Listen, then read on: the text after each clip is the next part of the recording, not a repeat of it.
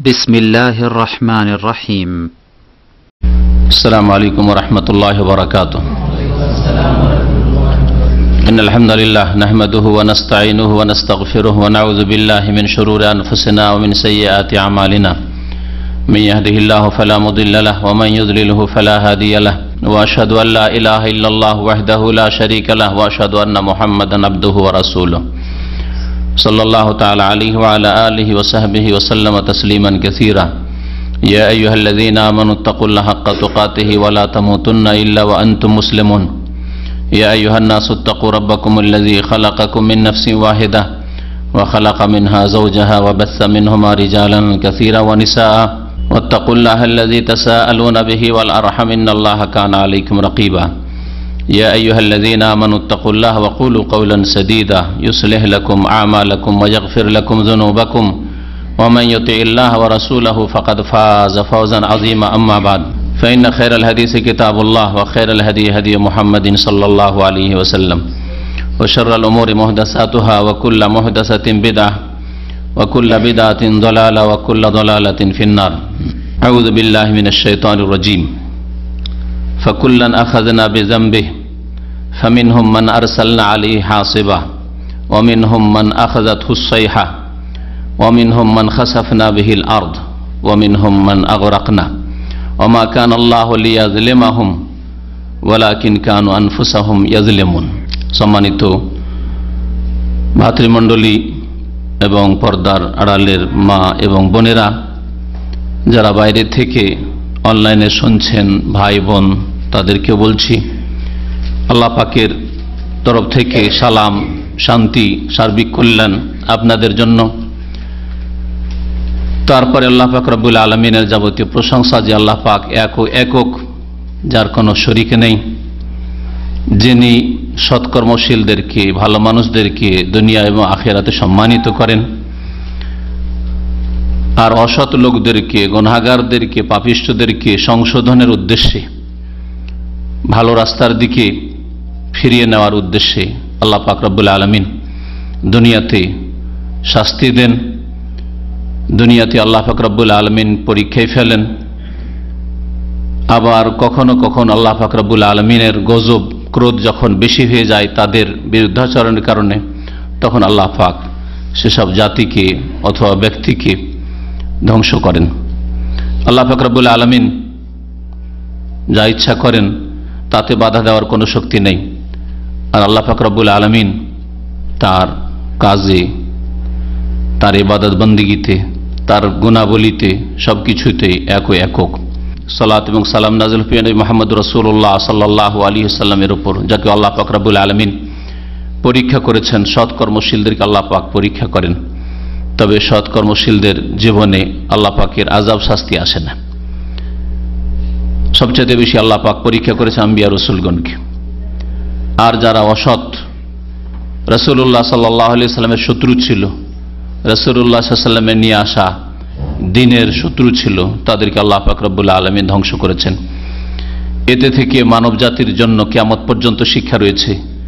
যারা আম্বিয়া রসুলগণের সাথ দেবে, যারা সত্যের সঙ্গী হবে, সত্যকে শক্তিশালী করবে, সত্যকে গ্রহণ করবে, সত্যের প্রচার করবে, আল্লাহ পাক তাদেরকে সম্মানিত করবেন। আর যারা সত্যকে প্রত্যাখ্যান করবে, সত্যকে অস্বীকার করবে, হককে জানার চেষ্টা করবে না অথবা জেনেও মানবে না, বাতিলের সাথ দেবে, আল্লাহ পাক তাদেরকে দুনিয়াতেও সর্বনাশ করবেন, আর আখিরাতে তাদের জন্য মহাশাস্তি রয়েছে।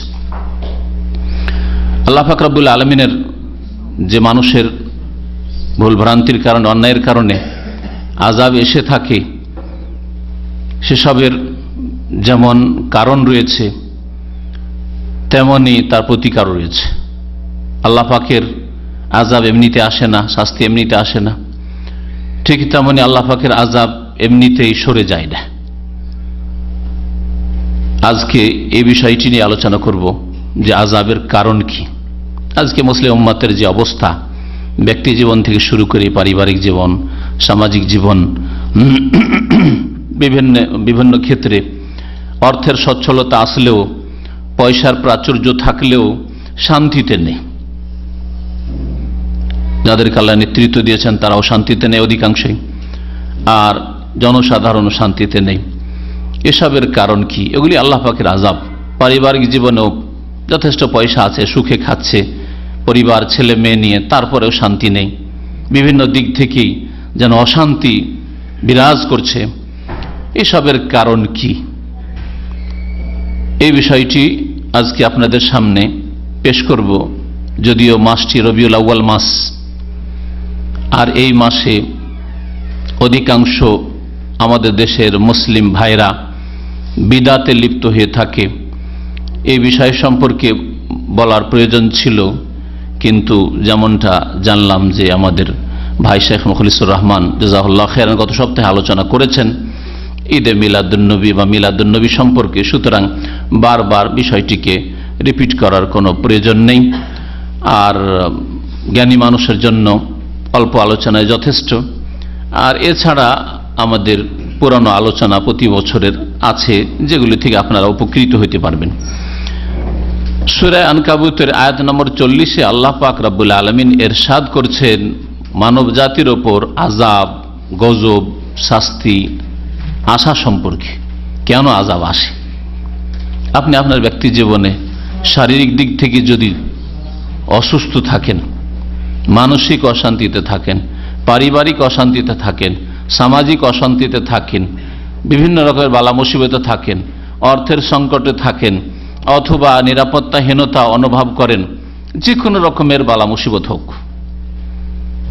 সবসময় নিজের জীবনটাকে অধ্যয়ন করার চেষ্টা করবেন, নিজের জীবনটাকে, নিজের অবস্থাটাকে স্টাডি করার চেষ্টা করবেন যে কেন এরকম হচ্ছে। এটা হচ্ছে আপনার বুদ্ধিমান হওয়ার পরিচয়। এটা হচ্ছে আপনার সংশোধনের প্রথম মোড়। যদি আপনি চিন্তা করতে পারেন যে কেন এরকম হচ্ছে, তার মানে আপনার সংশোধনও আর আশা করা যায়। তাহলে বুঝতে চেষ্টা করবেন যে আমার এরকম কেন হচ্ছে, অশান্তি কেন, বালা মুসিবত কেন, ব্যক্তির ক্ষেত্রে হোক, পরিবারের ক্ষেত্রে হোক, সমাজের ক্ষেত্রে হোক, রাষ্ট্রের ক্ষেত্রে হোক, বিশ্বের ক্ষেত্রে হোক। আল্লাহ পাক রব্বুল আলামিন ইরশাদ করেছেন সূরা আনকাবুতে, ফাকুল্লান আখাযনা বিযামবিহি, আমি প্রত্যেক ব্যক্তিকে, পরিবারকে, সমাজকে, দেশকে, জাতিকে, ফাকুল্লান প্রত্যেককে, আখাযনা বিযামবিহি আমি পকড়াও করি, সাজা শাস্তি দিই, বিযামবিহি তার গুনাহের কারণে। প্রত্যেকে আল্লাহ পাক রব্বুল আলামিন পকড়াও করেন, আযাব দেন, শাস্তি দেন। এক কথায় আল্লাহ পাক কারণ বর্ণনা করেছেন বিযামবিহি, নিজ নিজ পাপের কারণে, অন্যায়ের কারণে, গুনাহের কারণে। যে যে অবস্থায় আছেন, অশান্তিতে, কষ্টে, মনে রাখবেন যে বিযামবিহি, ফাকুল্লান আখাযা বিযামবিহি, এক কথায় আল্লাহ পাক রব্বুল আলামিন বলে শেষ করেছেন।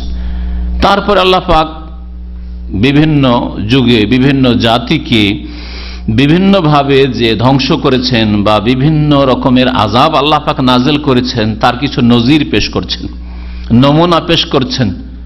সব জাতি সম্পর্কে আলোচনা করা সম্ভব নয় কোরআনে কারীমে, আর সব জাতির কথা কোরআনে কারীমে তুলে ধরা হয়নি।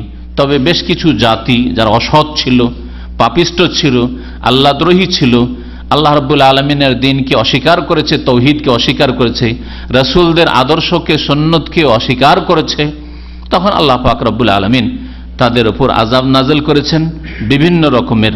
মহান আল্লাহ ইরশাদ করেছেন, ফামিন হুম্মান আরসালনা আলাইহি হাসিবান, যেসব জাতিকে গুনহার কারণে ধ্বংস করেছি তাদের কিছু জাতি, ফামিন হুম তাদের মধ্যে কিছু জাতি রয়েছে, মান আরসালনা আলাইহি হাসিবান, যাদের ওপর আমি পাথর বর্ষণ করেছি।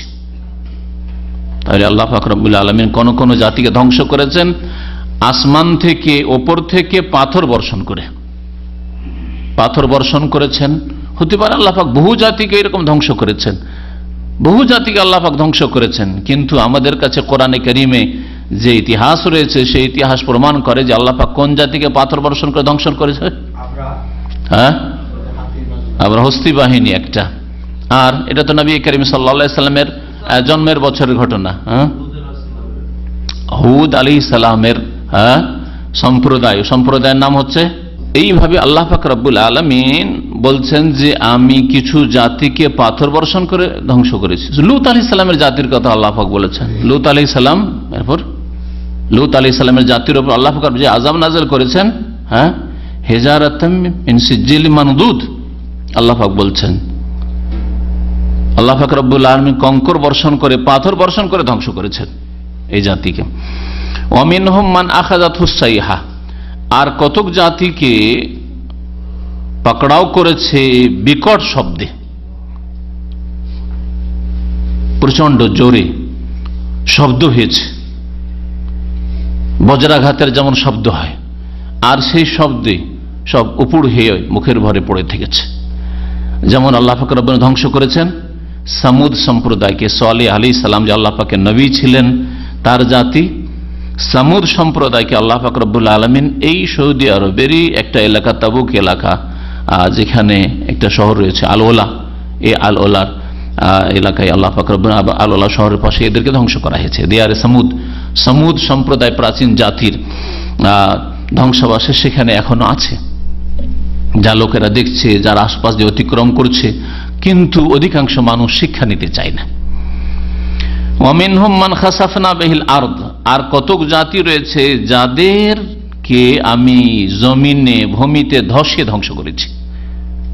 কোন কোন জাতিকে আল্লাহ পাক জমিনে ধসিয়ে পুঁতে দিয়ে ধ্বংস করেছেন।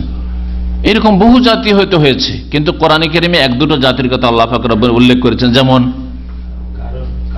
কারণ, হ্যাঁ, কারণ এবং কারণে ধন সম্পদ বাড়ি ঘর সহ, আল্লাহ পাক রব্বুল আলামিন বলেন সূরা কাসাসে, ফাখাসাফনা বিহি, আমি কারণকেও মাটিতে পুঁতে দিয়েছি, ধসিয়ে দিয়েছি, আর অবেদারিহি, আর তার ঘরবাড়িকে, ঘরবাড়িতে ধন সম্পদ যা ছিল সবকিছুকে আল্লাহ পাক ধসিয়ে দিয়েছেন এই মাটিতে। আর নবী করিম সাল্লাল্লাহু আলাইহি ওয়াসাল্লামের যে হাদিস রয়েছে যে এই অহংকারী, এদিকে ইঙ্গিত রয়েছে সে হাদিসটাই, যে সে অহংকার প্রদর্শন করছিল, আল্লাহ পাক রব্বুল আলামিন মাটিতে জমিন এমন ভাবে ধসিয়ে দিলেন, ফাওয়া ইয়াতাজালজালু বিহি ইলা ইয়াউমিল কিয়ামা, সে কিয়ামত পর্যন্ত মাটিতে ধসতেই আছে, মাটিতে পাতা নামতেই আছে। এই আযাব তার উপর চলতেই আছে। দেহের উপর আযাব অতক্ষণ পর্যন্ত যতক্ষণ পর্যন্ত দেহে আত্মা ছিল, আর তারপরে রুহের উপর আযাব চলতেই আছে। আর এইরকম ধসি আল্লাহ পাক রব্বুল আলামিন ধ্বংস করেছেন। আর কোন জাতি জানা আছে? আল্লাহ পাক রব্বুল লূত আলাইহিস সালামের জাতিকে দুই রকম আযাব দিয়ে ধ্বংস করেছেন, পাথরও বর্ষণ করেছেন, আর ফাজালনা আলিয়াহা সাফিলাহা, আল্লাহ পাক বলছেন যে জমিনের ওপর ভাগকে নিচে করে দিলাম। জমিনকে জিবরাইল আলাইহিস সালাম উল্টিয়ে পাল্টে রেখে দিলেন, ওপরটাকে একবার নিচে করে দিয়ে মাটিতে এইভাবে তাদেরকে ধসিয়ে দেওয়া হয়েছে, পুঁতে দেওয়া হয়েছে। এইভাবে আল্লাহ পাক রব্বুল আলামিন ধ্বংস করেছেন পাপের কারণে। সবচেয়ে বড় পাপ তাদের কি ছিল? শিরক, বহুত্ববাদ, কুফরি, অস্বীকার, আল্লাহ পরকালকে অস্বীকার, আল্লাহর অস্তিত্বকে অস্বীকার করেনি হয়তো, কিন্তু আল্লাহর তাওহীদ একত্বকে অস্বীকার করেছে মুশরিক, পরকালকে অস্বীকার করেছে।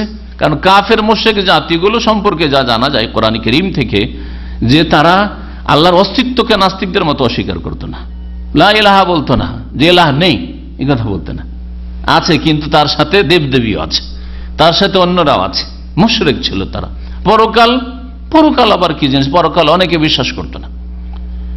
আল্লাহ পাক রব্বুল আলামিন যা বিশ্বাস করতে বলেছেন তা বিশ্বাস না করার কারণে তাওহীদকে অস্বীকার করে মুশরিক হয়েছে, বহুত্ববাদী হয়েছে, পরকালকে অস্বীকার করেছে, হিসাব নেই, জবাবদেহি নেই, যা আছে দুনিয়াতেই যা করবার করে নাও, এইরকম চিন্তাধারা, যার ফলে আল্লাহ পাকের আযাব এসেছে। ওয়ামিনহুম মান আগরাকনা, আর কতক জাতি রয়েছে যাদেরকে আমি ধ্বংস করেছি, কি করে?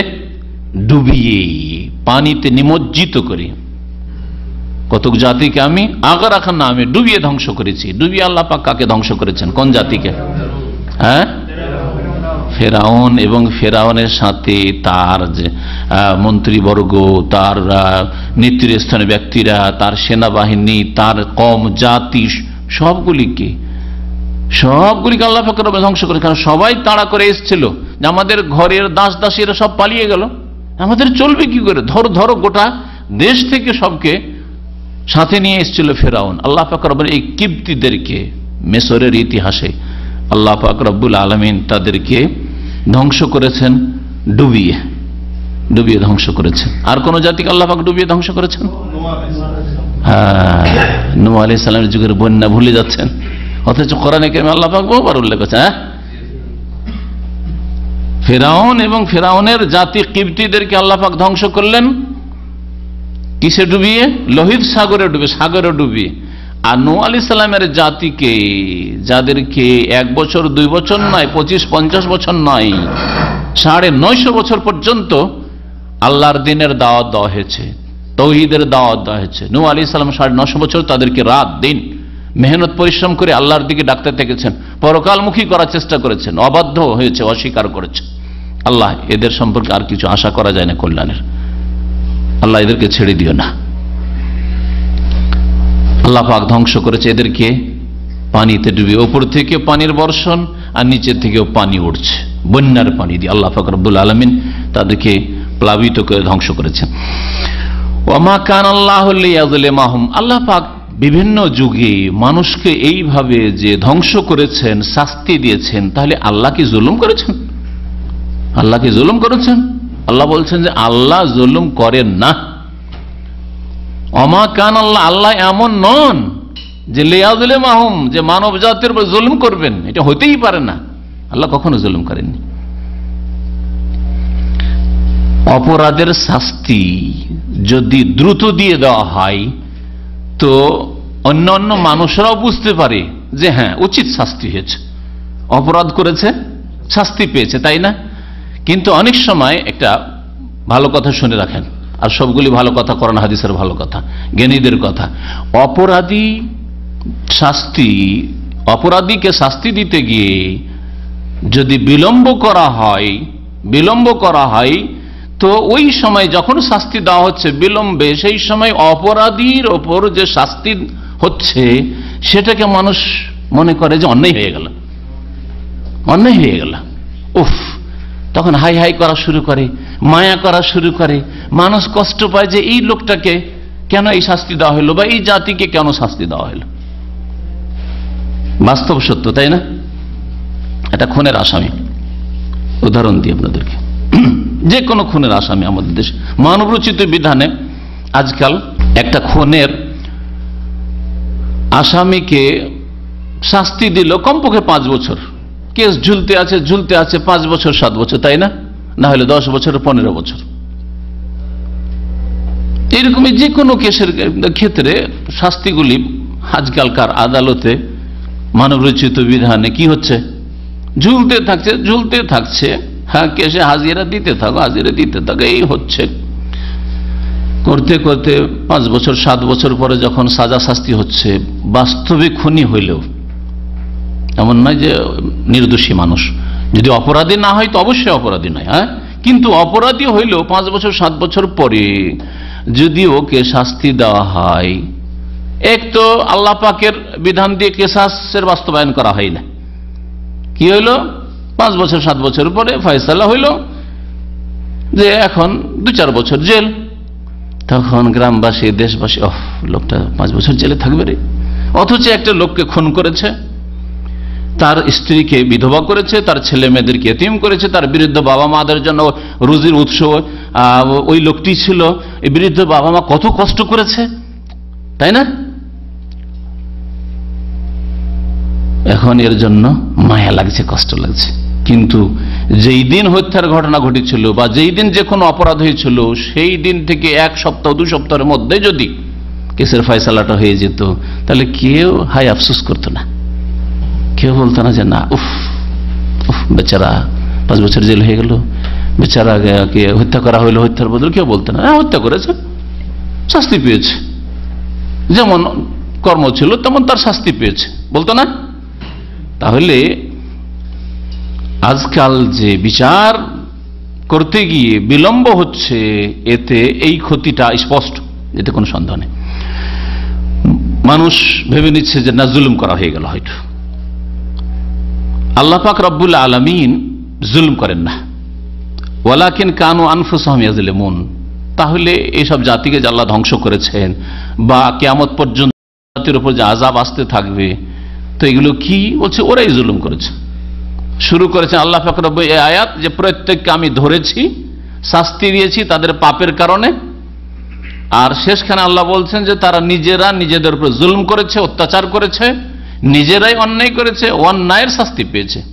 ওয়ালাকিন কানু আনফুসাহুম ইয়াযলিমুন, তারা নিজেদের উপর জুলম করত, শিরকের জুলম করত, আল্লাহর হক নষ্ট করত, নয় বিদাতের জুলম করত, রাসূলের হক নষ্ট করত।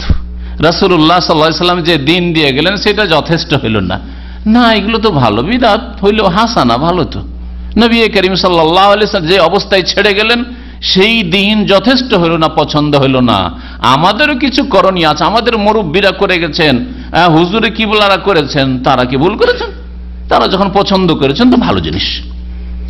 হ্যাঁ, শিরকের জুলুম করেছে, বিদাতে জুলুম করেছে, এই দুটি জুলুম ধর্মের নামে হয়ে থাকে।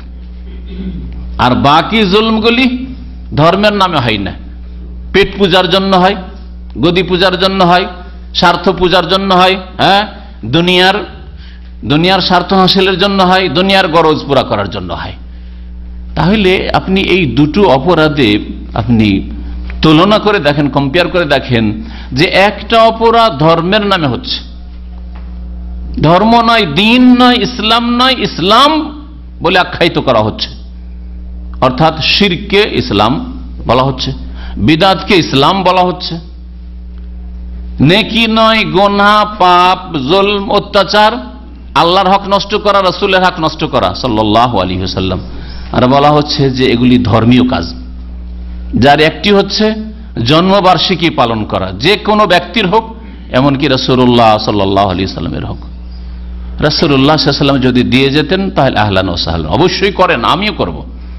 কিন্তু রাসূলুল্লাহ সাল্লাল্লাহু আলাইহি ওয়াসাল্লাম দিয়ে গেলেন না, তার খুলাফায়ে রাশিদিন করলেন না, তার সাহাবায়ে কেরামগণ করলেন না, তাবেঈন করলেন না, তাবা তাবেঈন করলেন না, চার ইমাম আবু হানিফা, শাফি, মালিক, আহমদ তারাও করলেন না, স্বর্ণযুগগুলি তো হইল না। 400-500 বছর পরে প্রথম খ্রিস্টানদেরকে দেখলো 25শে ডিসেম্বর করতে, তারা জন্মবার্ষিকী পালন করে 25শে ডিসেম্বর, আমরা কেন রবিউল আউয়াল করবো না? শিখলো মিশরে, হ্যাঁ, ওবাইদি, ইসলামের শত্রু মুনাফিকরা, হ্যাঁ, যাদের ফাতেমা রাদিয়াল্লাহু তাআলা আনহার সাথে, আলী রাদিয়াল্লাহু তাআলা আনহুর সাথে কোনো সম্পর্ক ছিল না, তারা এগুলো শিখলো খ্রিস্টানদের কাছে। আর তাদের কাছ থেকে ইরাকের বিদাতপন্থী যারা নিজেদেরকে সুন্নি বলতো তারা শিখলো। আল্লাহও শিখালেন না, তার রাসূলও শিখালেন না, সাহাবায়ে কেরামও শিখালেন না, তাবেঈনও শিখালেন না, তাবা তাবেঈনও শিখালেন না, আইম্মায়ে কেরাম না, মুহাদ্দিসিন না, ফুকাহারা শিখালেন, স্বর্ণযুগে হলো না। তাহলে কত বড় জুলুম! ধর্মের নামে ধর্ম মনে করে পালন করা হচ্ছে, অথচ ধর্ম নয়, দিন মনে করে পালন করা হচ্ছে, ইসলাম বলা হচ্ছে কিন্তু ইসলাম নয়। এগুলি হচ্ছে সবচেয়ে বড় অপরাধ, আযাবের কারণ। আর যেগুলি পাপ করা হচ্ছে, জুলম, অত্যাচার, মানুষের হক নষ্ট করা, আল্লাহর হক নষ্ট করা, ফরজ ওয়াজিবে ঘাটতি করা, হ্যাঁ, ঘাটতি করছে, জানেন, নামাজে ঘাটতি, রোজায় ঘাটতি, হজে ঘাটতি, ইত্যাদি, যাকাতে ঘাটতি, দিনের কাজে পর্দায় ঘাটতি, হালাল খেতে হবে তাতে ঘাটতি, হারাম খেয়ে থাকে, হ্যাঁ, মানুষের উপরে জুলম করে থাকে, এগুলিও জুলম। কিন্তু এগুলি দুনিয়ার গরজে হচ্ছে, ধর্ম মনে করা হয় না। কেউ বলে না যে সুদ খাওয়া ইসলাম ধর্ম, কেউ বলে না যে ঘুষ খাওয়া ইসলাম ধর্ম, কেউ বলে না যে মানুষকে খুন করবে, জুলম অত্যাচার করবে, মারবে, পিটবে আর ভাঙচুর করবে, এগুলো ইসলাম ধর্ম। কেউ বলে না যে আমি আমার স্বার্থ পূরণ করব, তোমাকে স্বার্থ পূরণ হইতে দেব না তোমার, এটা ধর্ম, এটা ধর্ম বলে না, দুনিয়ার গরজে করছে। তাহলে দুনিয়ার গরজে যে জুলমগুলি হচ্ছে, পাপগুলি হচ্ছে, এগুলিও জুলম। কিন্তু ওর চাইতে বড় জুলম যেগুলি ধর্ম মনে করে করা হচ্ছে, ইসলাম মনে করে করা হচ্ছে, অথচ ইসলাম নাই, অর্থাৎ শিরক এবং বিদআত। তাহলে এই সমস্ত জুলমের কারণে ওয়ালাকিন কানু আনফুসাহুম ইয়াজলিমুন, তারা নিজেদের উপর জুলম করত, ফাকুল্লান আখাযনা বিযামবিহি, তাদের পাপের কারণে পকড়াও করেছি, শিরকের পাপের কারণে, বিদআতের পাপের কারণে, আর দুনিয়ার গরজে, পেটের গরজে, নেতৃত্বের গরজে, আরো দুনিয়ার ধন সম্পদের গরজে, জমি জায়গার গরজে, যে কোনো গরজ হোক দুনিয়ার, যেসব পাপ করেছে, জুলম করেছে, আল্লাহ পাক রব্বুল আলামিন পকড়াও করে থাকেন। আল্লাহ পাক রব্বুল আলামিনের আযাব বিভিন্ন দিক থেকে আসে, বিভিন্ন দিক থেকে আল্লাহ পাক রব্বুল আলামিনের আযাব আসে। এই মর্মে সূরা আনআমের আয়াত নম্বর 65 শোনায়, যে আয়াতে আল্লাহ পাক ইরশাদ করছেন, কুল, হে নবী তুমি জানিয়ে দাও, বলে দাও। তুমি বলো মানে মানুষকে জানিয়ে দাও। আল্লাহ পাক যেখানে কুল বলেছেন নবীকে, অর্থাৎ নবী তুমি শুধু জেনে থাকলে হবে না, এটা মানুষকে বলে দাও, জানিয়ে দাও, ঘোষণা করে দাও। কুল, হে নবী তুমি জানিয়ে দাও, হুয়াল কাদিরু আলা ইয়াবআসা আলাইকুম আযাবাম মিন ফাওকিকুম, সেই আল্লাহ পাক রব্বুল আলামিন সক্ষম। আল কাদির, সেই আল্লাহ পাক আল কাদির। আল্লাহ পাকের 99টি নামের একটি নাম হচ্ছে আল কাদির বা আল কাদির, দুটোই নাম। হুয়াল কাদিরা, আল্লাহ পাক রব্বুল আলামিন সক্ষম। আল্লাহ পাক এমন ক্ষমতা রাখেন যেই ক্ষমতাকে কেউ থামাতে পারে না। যে আল্লাহ করতে চাইছেন, কেউ বাধা দিয়ে দিল, আটকে দিল, হতে দিল না। যতটুকু আল্লাহ করতে চাইছিলেন ততটুকু করতে দিল না, এরকম কোন শক্তি নেই। হুয়াল কাদির, সে আল্লাহ পাক রব্বুল আলামিন সর্বশক্তিমান, সে আল্লাহ পাক সক্ষম। কিসের উপর সক্ষম? বিশেষ আল্লাহ পাকের আযাব সম্পর্কে বলা হয়েছে, আলা আইয়াবাস আলাইকুম আযাবাম মিন ফাওকিকুম, এই বিষয়ের উপর যে তিনি আল্লাহ তোমাদের উপর আযাব পাঠাতে পারবেন তোমাদের উপর থেকে। আল্লাহ পাক তোমাদের উপর থেকে আযাব প্রেরণে, আযাব পাঠাতে সক্ষম। আল্লাহ পাকের কতক আযাব আসে আসমানের দিক থেকে, উপর থেকে। সে আসমান থেকে আল্লাহ পাকের আসমানি আযাবই হোক, অথবা ওপর থেকে মাথার উপরে গোলা বর্ষণে হোক আর বোমা বর্ষণ হোক, হ্যাঁ, যে কোনো রকমের আযাব হোক না কেন, ওপর থেকে আল্লাহ পাক রব্বুল আলামিন তোমাদের উপর আযাব পাঠাতে সক্ষম। আও মিন তাহতি আরজুলিকুম, অথবা তোমাদের পদতল থেকে আল্লাহ পাক আযাব, শাস্তি পাঠাতে সক্ষম। কখনো কখনো আল্লাহ পাক রব্বুল আলামিন তোমাদের পায়ের তলা থেকে আযাব পাঠান। পায়ের তলা থেকে আযাব, যেমন বন্যার পানি, নদীর পানি বেড়ে আসছে, এইরকমই সমুদ্রের পানি আসছে, এইরকমই আল্লাহ পাক রব্বুল আলামিনের জমিন থেকে আযাব হচ্ছে যে খাদ্য অভাব, দুর্ভিক্ষ, হ্যাঁ, খাবার জুটে না, অনাহারে মানুষ মরছে।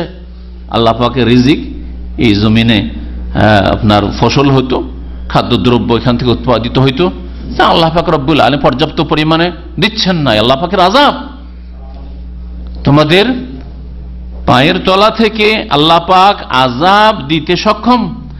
আও ইয়ালবিসাকুম শিয়াআন, তৃতীয় রকমের আযাব, তৃতীয় রকমের আযাবের কথা আল্লাহ বলছেন। অথবা আল্লাহ পাক তোমাদেরকে বিভিন্ন দলে বিভক্ত করে দেবেন, তার উপরও সক্ষম।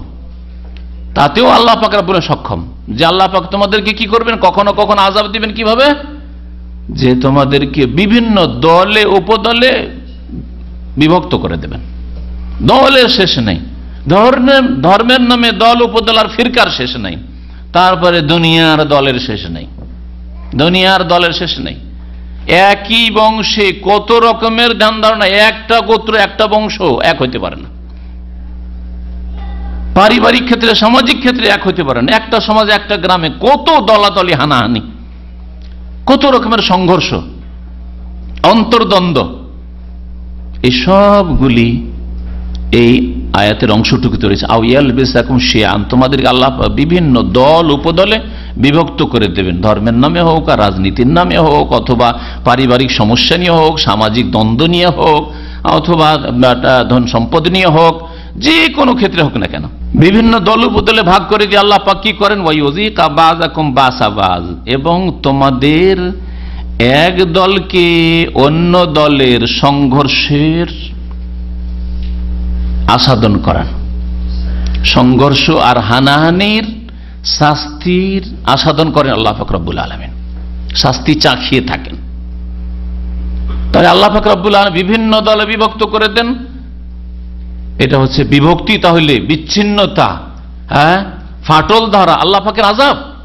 আর তারপরে ফাটল ধরার পরে এক দল আর এক দলের সাথে মারামারি শুরু করলো, হানাহানি শুরু করলো, সংঘর্ষ বাঁধলো, সে যে কোনো রকমের হোক না কেন, পারিবারিক দ্বন্দ্বই হোক, সামাজিক দ্বন্দ্ব হোক, হ্যাঁ, গোত্রীয় দ্বন্দ্ব হোক, আর দুনিয়ার যে কোনো গরজে হোক,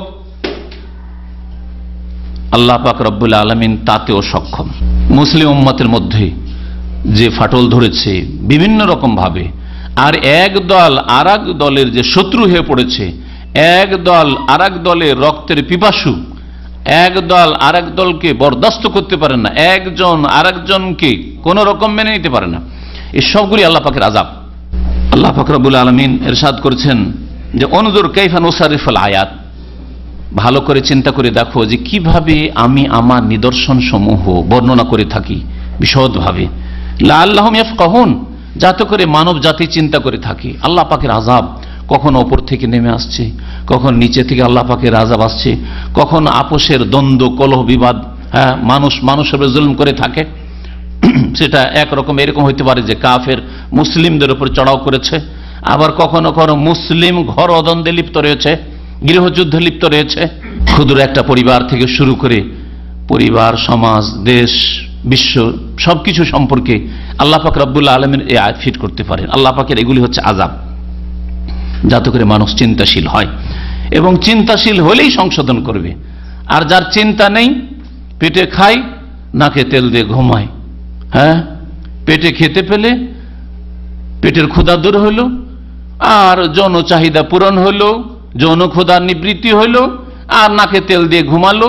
এই কাজটা শুধু মানুষ করে না, এটা পশু পাখি কীট পতঙ্গ সবকিছুই করে। আজকাল অধিকাংশ মানুষ এই চরিত্র নিয়েছে।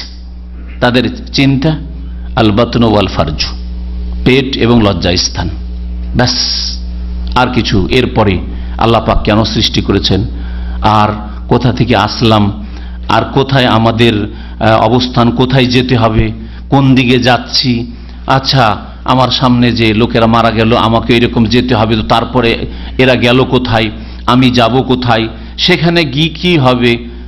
আল্লাহ পাক রব্বুল আলামিন তার গায়বে অদৃশ্যে চোখের আড়ালে কি রেখেছেন, কবরের জীবনটা কি, আখিরাত কি, এবং কি হবে, হিসাব জবাবদেহি, পরকাল, জান্নাত জাহান্নাম, ওইগুলো সম্পর্কে চিন্তা করার আর চর্চা করার, পড়াশোনা করার, জানার, বিশ্বাস করার আর কিছু কর্ম করার কোনো প্রয়োজন করেন না। পেট সুখী জগৎ সুখী। আজকাল অধিকাংশ মানুষের চিন্তাধারা পেট সুখী জগৎ সুখী, এটা পশুর চিন্তা। সহিহ বুখারীতে এই আয়াত সম্পর্কে একটি হাদিস রয়েছে। নবী করিম সাল্লাল্লাহু আলাইহি সাল্লামের উপর যখন এই আয়াত নাজিল হলো, জাবের রাদিয়াল্লাহু তাআলা বলছেন যে লাম্মা নাযালাত হাযিহিল আয়া, যে আয়াতটি সূরা আনআমের বলা আয়াত নম্বর 65, যখন এই আয়াতটি নাজিল হইল, নবী করিম সাল্লাল্লাহু আলাইহি সাল্লাম পড়ে শোনালেন, কুল হুয়াল কাদিরু আলা ইয়াবাসা আলাইকুম আযাবান মিন ফাওকিকুম, আল্লাহ পাক সক্ষম যে তোমাদের উপর থেকে আযাব শাস্তি পাঠাবেন। এইটুকু তেলাওয়াত করে উপর থেকে আল্লাহ পাক আযাব পাঠাতে সক্ষম। যদি আল্লাহ উপর থেকে আযাব দেন, কোন শক্তি সে আযাবকে দূর করতে পারে না। রাসূলুল্লাহ সাল্লাল্লাহু আলাইহি সাল্লাম আল্লাহর কাছে আশ্রয় কামনা করলেন, আউযু বিওয়াজহিকা, হে আল্লাহ তোমার মুখমণ্ডল, তোমার চেহারার আশ্রয় গ্রহণ করছি। তোমার চেহারা, আল্লাহ পাকের চেহারা রয়েছে আল্লাহ পাকের চেহারার মতো, এবং আল্লাহ পাক রব্বুল আলামিনের চেহারা, মুখমণ্ডল হচ্ছে আল্লাহ পাকের গুণ। আল্লাহ পাকের সত্তার কাছে যেমন আশ্রয় নেবেন, তেমনি আল্লাহ পাকের গুণের আশ্রয় গ্রহণ করবেন। যেমন এই হাদিস প্রমাণ করে যে আউযু বিওয়াজহিকা, আল্লাহ তোমার ফেস, তোমার চেহারা, তোমার মুখমণ্ডলের আশ্রয় গ্রহণ করছি, অর্থাৎ তোমার কাছে আশ্রয় গ্রহণ করি, তুমি আমাকে আশ্রয় দান করো, হেফাজত করো, রক্ষা করো, তুমি ওপর থেকে আযাব দিয়ে ধ্বংস করিও না। নবী করিম সাল্লাল্লাহু আলাইহি ওয়াসাল্লাম দোয়া করছেন আল্লাহ পাকের কাছে, আল্লাহ ওপর থেকে আযাব দিয়ে আমাকে ধ্বংস করিও না, আমাদেরকে ধ্বংস করিও না। তারপরের অংশটুকু পাঠ করলেন, আউমিন তাহতি আরজুলিকুম, এবং আল্লাহ পাক তোমাদের পদতল থেকে আযাব দিয়ে ধ্বংস করতে সক্ষম। এটুকু তেলাওয়াত করার পরে বললেন, তাআলা আউযু বিওয়াজহিকা, আল্লাহ তোমার চেহারা, তোমার মুখমণ্ডলের আশ্রয় গ্রহণ করছি, অর্থাৎ তুমি আমাকে রক্ষা করো, আমাদেরকে রক্ষা করো, মুসলিমদেরকে রক্ষা করো। আউযু বিওয়াজহিকা, আল্লাহ তোমার কাছে আশ্রয় গ্রহণ করছি, তুমি আমাদের পদতল থেকে আযাব দিয়ে ধ্বংস করিও না। 3 নম্বরে তেলাওয়াত করলেন, আও ইয়ালবিসাকুম শিয়ান ওয়া ইউযিকা বাযাকুম বাসা বায, অথবা তোমাদেরকে বিভিন্ন দলে বিভক্ত করে দেবেন এবং এক দল অপর দল ওয়ায়ুযিকা বাযাকুম, এক দলকে অপর দলের উপর চাপিয়ে দিয়ে সংঘর্ষ এর মাধ্যমে, হানাহানির মাধ্যমে আল্লাহ পাক রব্বুল তোমাদেরকে শাস্তি দেবেন, শাস্তি চাকাবেন। এইটুকু তেলাওয়াত করার পরে আল্লাহ রাসূলুল্লাহ সাল্লাল্লাহু আলাইহি ওয়াসাল্লাম রাসূলুল্লাহ বললেন, হাযা আহওয়ানু আও হাযা আইসারু, এই আযাবটি আগের দুই রকমের আযাবের তুলনায় হালকা বা সহজ, তুলনামূলক সহজ। উপর থেকে আযাব যদি আসে তাহলে পরিবার, সমাজ, জাতি, দেশ, বিশ্ব ধ্বংস হয়ে যেতে পারে, তাই না? নিচে থেকে যদি আযাব হয় তাহলে ওই রকমই, নিচে থেকে আযাব হলে ব্যক্তি, পরিবার, সমাজ, জাতি সব কিছু ধ্বংস হয়ে যেতে পারে, তাই না? আর বিভিন্ন দলে বিভক্ত হয়ে যাওয়া, অন্তর্দ্বন্দ্ব, কলহ, বিবাদ, হানাহানি, মারামারি, কাটাকাটি,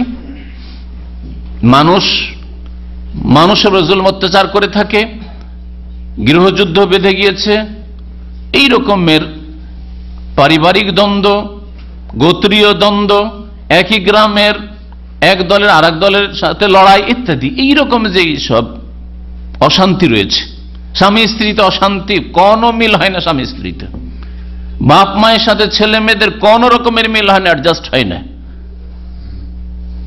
ওয়ায়ুযিকা বাযাকুম বাসা বায, এক দলকে আর এক দলের সংঘর্ষ, হানাহানি আল্লাহ পাক রব্বুল আলামিন সৃষ্টি করে দিয়ে কি করেন? শাস্তি দিয়ে থাকেন।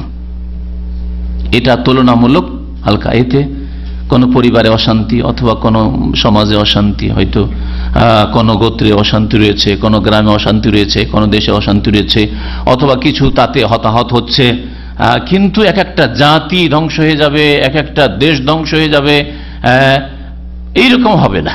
এই জন্য নবী করিম সাল্লাল্লাহু আলাইহি ওয়াসাল্লাম বললেন যে এটা তুলনামূলক হালকা বা সহজ। সহিহ বুখারী হাদিস। আল্লাহ পাক রব্বুল আলামিনের এসব আযাব থেকে নবী করিম সাল্লাল্লাহু আলাইহি সাল্লাম আশ্রয় কামনা করেছেন।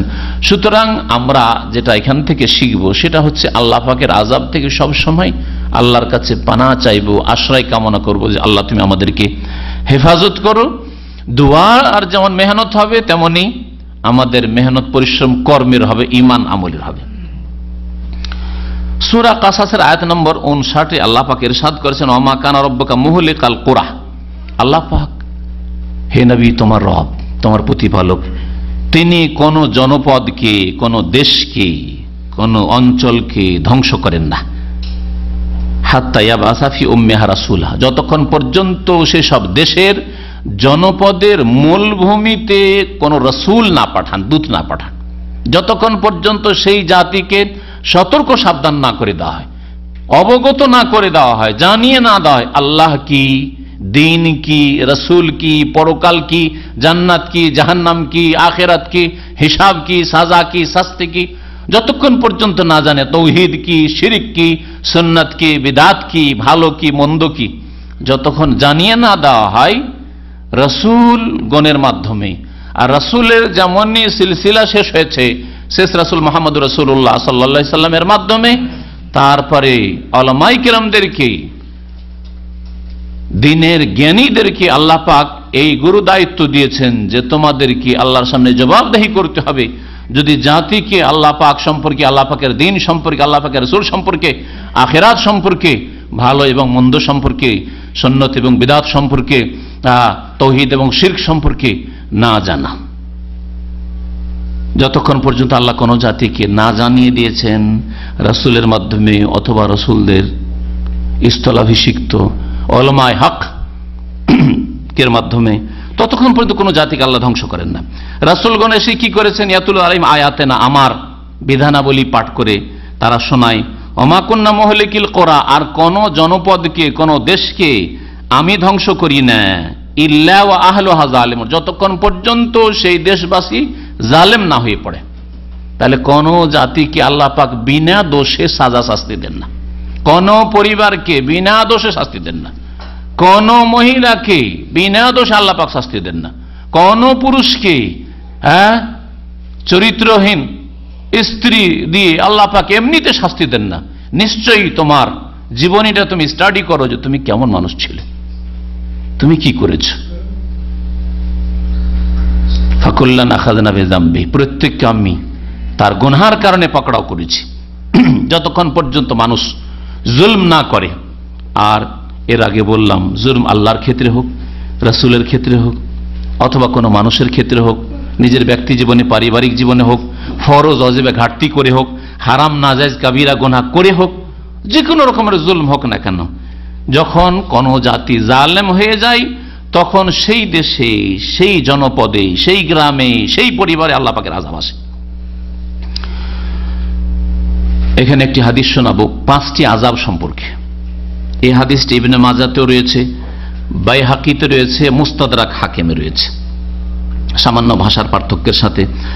আব্দুল্লাহ বিন ওমর রাদিয়াল্লাহু তাআলা আনহুমা থেকে বর্ণিত, তিনি বলছেন, কুন্না ইনদা রাসূলিল্লাহ সাল্লাল্লাহু আলাইহি ওয়াসাল্লাম, আমরা রাসূলুল্লাহ সাল্লাল্লাহু আলাইহি ওয়াসাল্লামের কাছে বসেছিলাম। ফাকালা কাইফা আনতুম, কি অবস্থা তোমাদের হবে, ইযা ওয়াকাত ফিকুম খামসুন, যখন তোমাদের মাঝে 5টি অপরাধ দেখা যাবে। 5টি পাপ বা 5টি অপরাধ যখন তোমাদের মধ্যে দেখা যাবে তখন তোমাদের কি অবস্থা হবে। ওয়া আউযু বিল্লাহি আন তাকুনা ফিকুম, আর আল্লাহর কাছে আশ্রয় গ্রহণ করি যে দেখো আমার সাহাবী আব্দুল্লাহ, তোমাদের মাঝে যেন এই 5টি পাপের কোনো পাপ না আসে, তোমাদের মধ্যে যেন এই রকমের পাপ না দেখা যায়। আও তুদরিকুহুন্না, অথবা এইরকম পাপের যুগ যাতে করে তোমরা না পাও, এইরকম পাপের যুগ, অন্যায়ের যুগ যেন তোমরা না পাও। প্রথম পাপ হচ্ছে মা যাহরাতিল ফাহিশাতু ফি কওমিন কাত্তু, যে কোনো জাতির মধ্যে যখন অশ্লীলতা, অশ্লীল কথা কাজ প্রকাশ পাবে, অশ্লীল কথা বলে, অশ্লীল কাজ করে, অশ্লীল দেখে, অশ্লীল শোনে। এখন অশ্লীল ফাহিশা শব্দের ব্যাখ্যা অত্যন্ত ব্যাপক।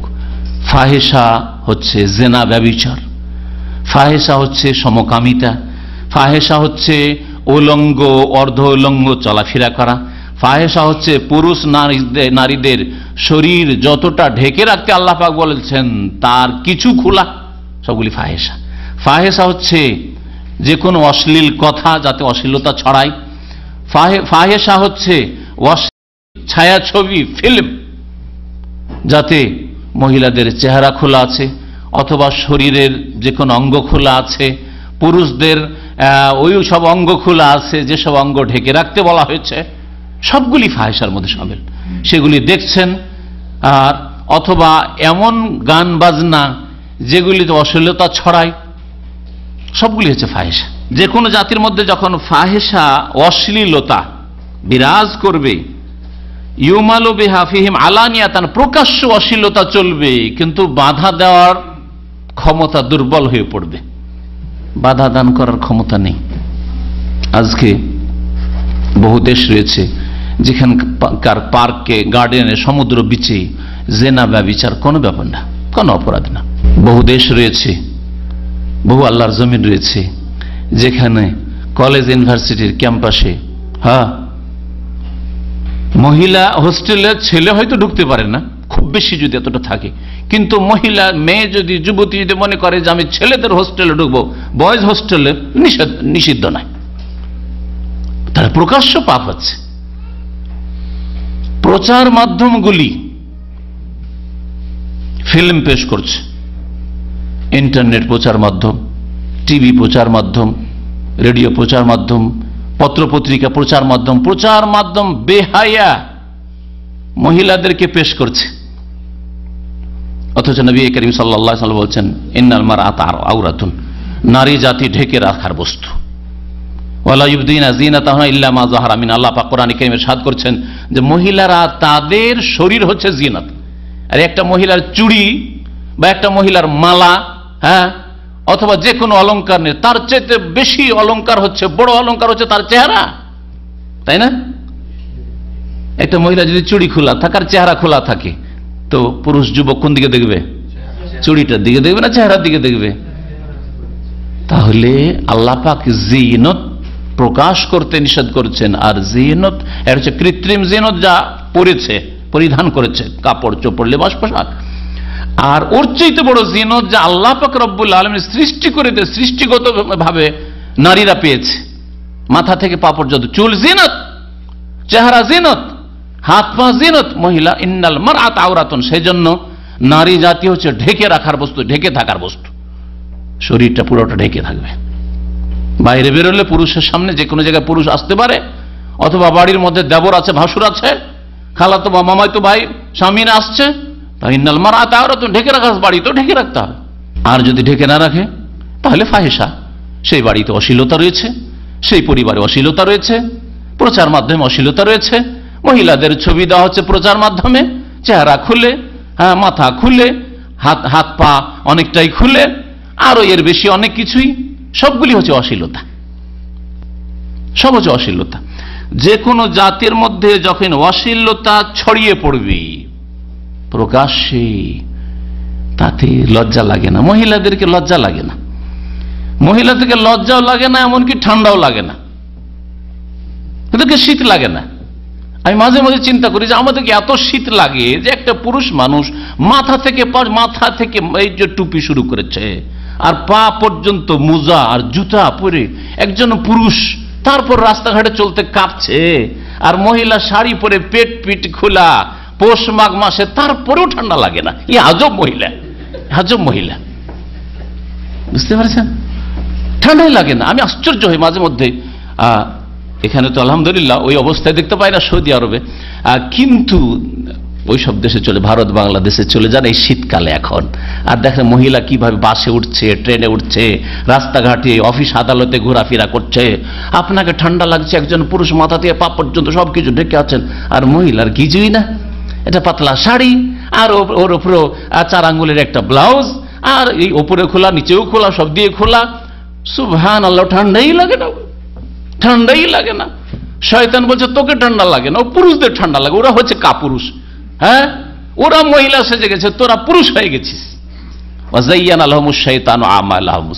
আল্লাহ বলছেন শয়তান এইসব মহিলাদের জন্য কি করেছে, তাদের এই লেবাস পোশাককে শীতকালে শীত লাগে না।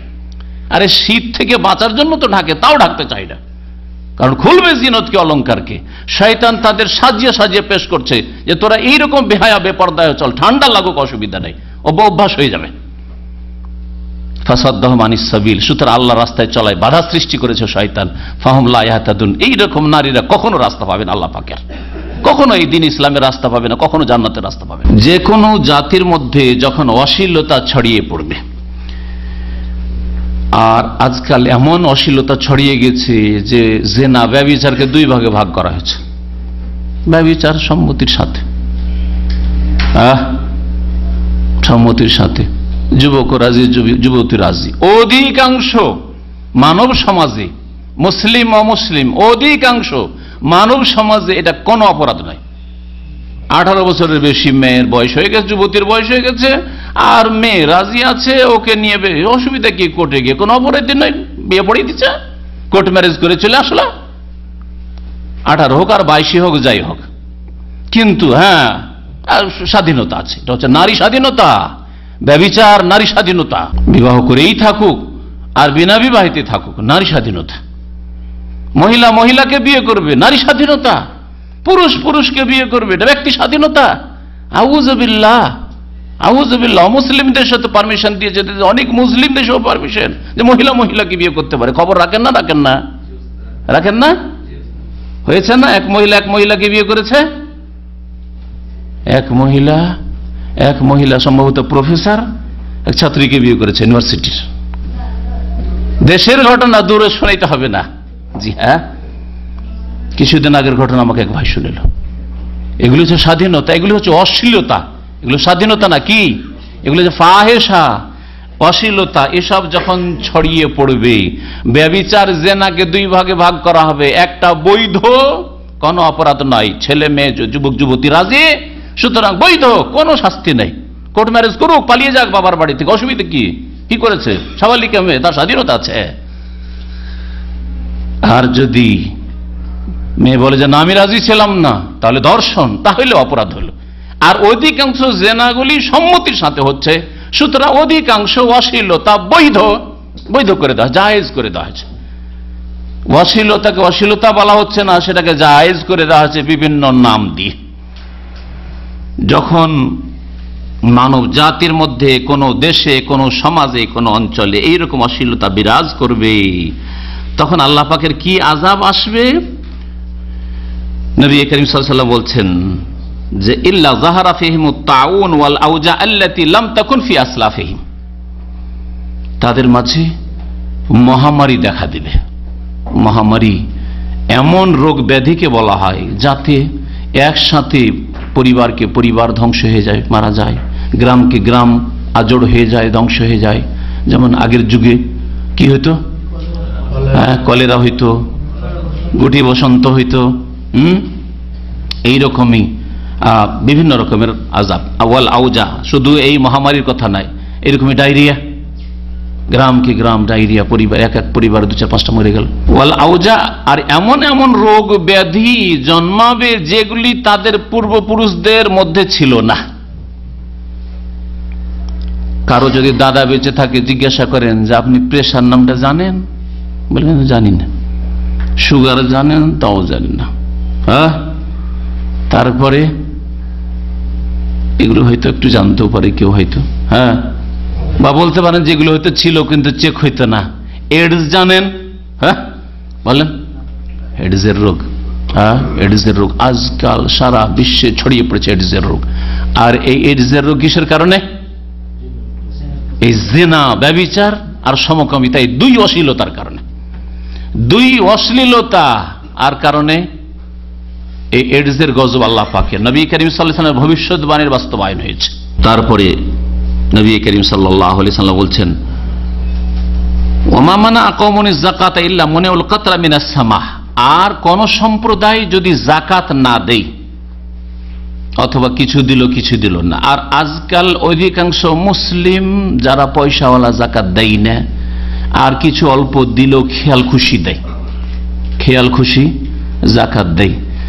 আর কিছু লোক আছে যাকাত দিলেও, অল্প কিছু লোক আছে যাকাত দিলেও সেই যাকাতটাকে কি করে কুক্ষিগত করে ঘুরিয়ে ফিরিয়ে নিজের গরজে লাগাবে তার জন্য পাঁয়তারা করে।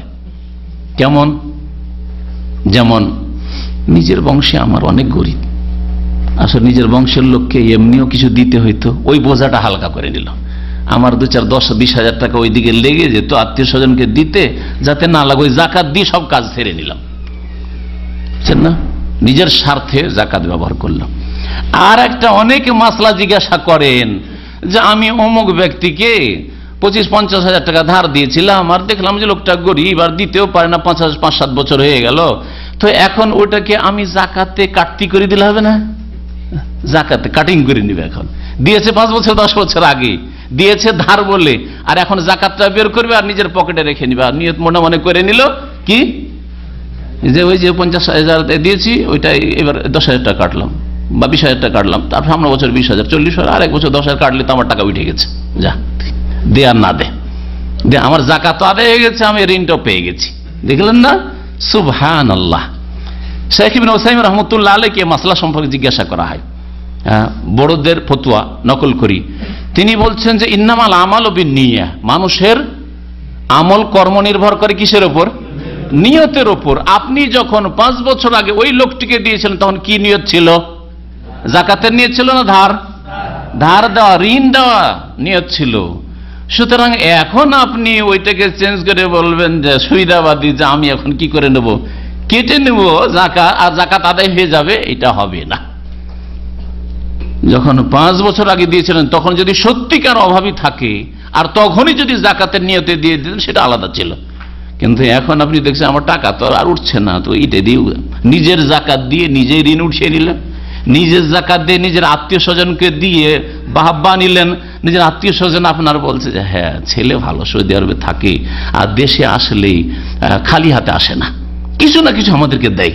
আর সব ক্ষেত্রে আপনি 2-4-10 হাজার টাকা যেখানে 100-500-1000 যেখানে যা দিয়েছে সব যাকাত আর যাকাত, যাকাত আর যাকাত। তাহলে যারা যাকাত দেয় তারা কয় ভাগে বিভক্ত? এক দল যাকাত দেয় না মুসলিম, আর এক দল যাকাত দেয় আংশিক। যাকাত 1 লাখ টাকা বেরিয়েছে, 25-50 হাজার টাকা খরচ করলে অনেক টাকা যাকাতের চেয়ে বেশি দিয়ে দিচ্ছে, ওই হিসাব করার প্রয়োজনই করে না। আল্লাহর ভয় নেই, পরকালে জবাব দিতে হবে চিন্তা নেই, ফরজ আদায় হলো না এই চিন্তা নেই, হলো কি হলো না চিন্তা নেই।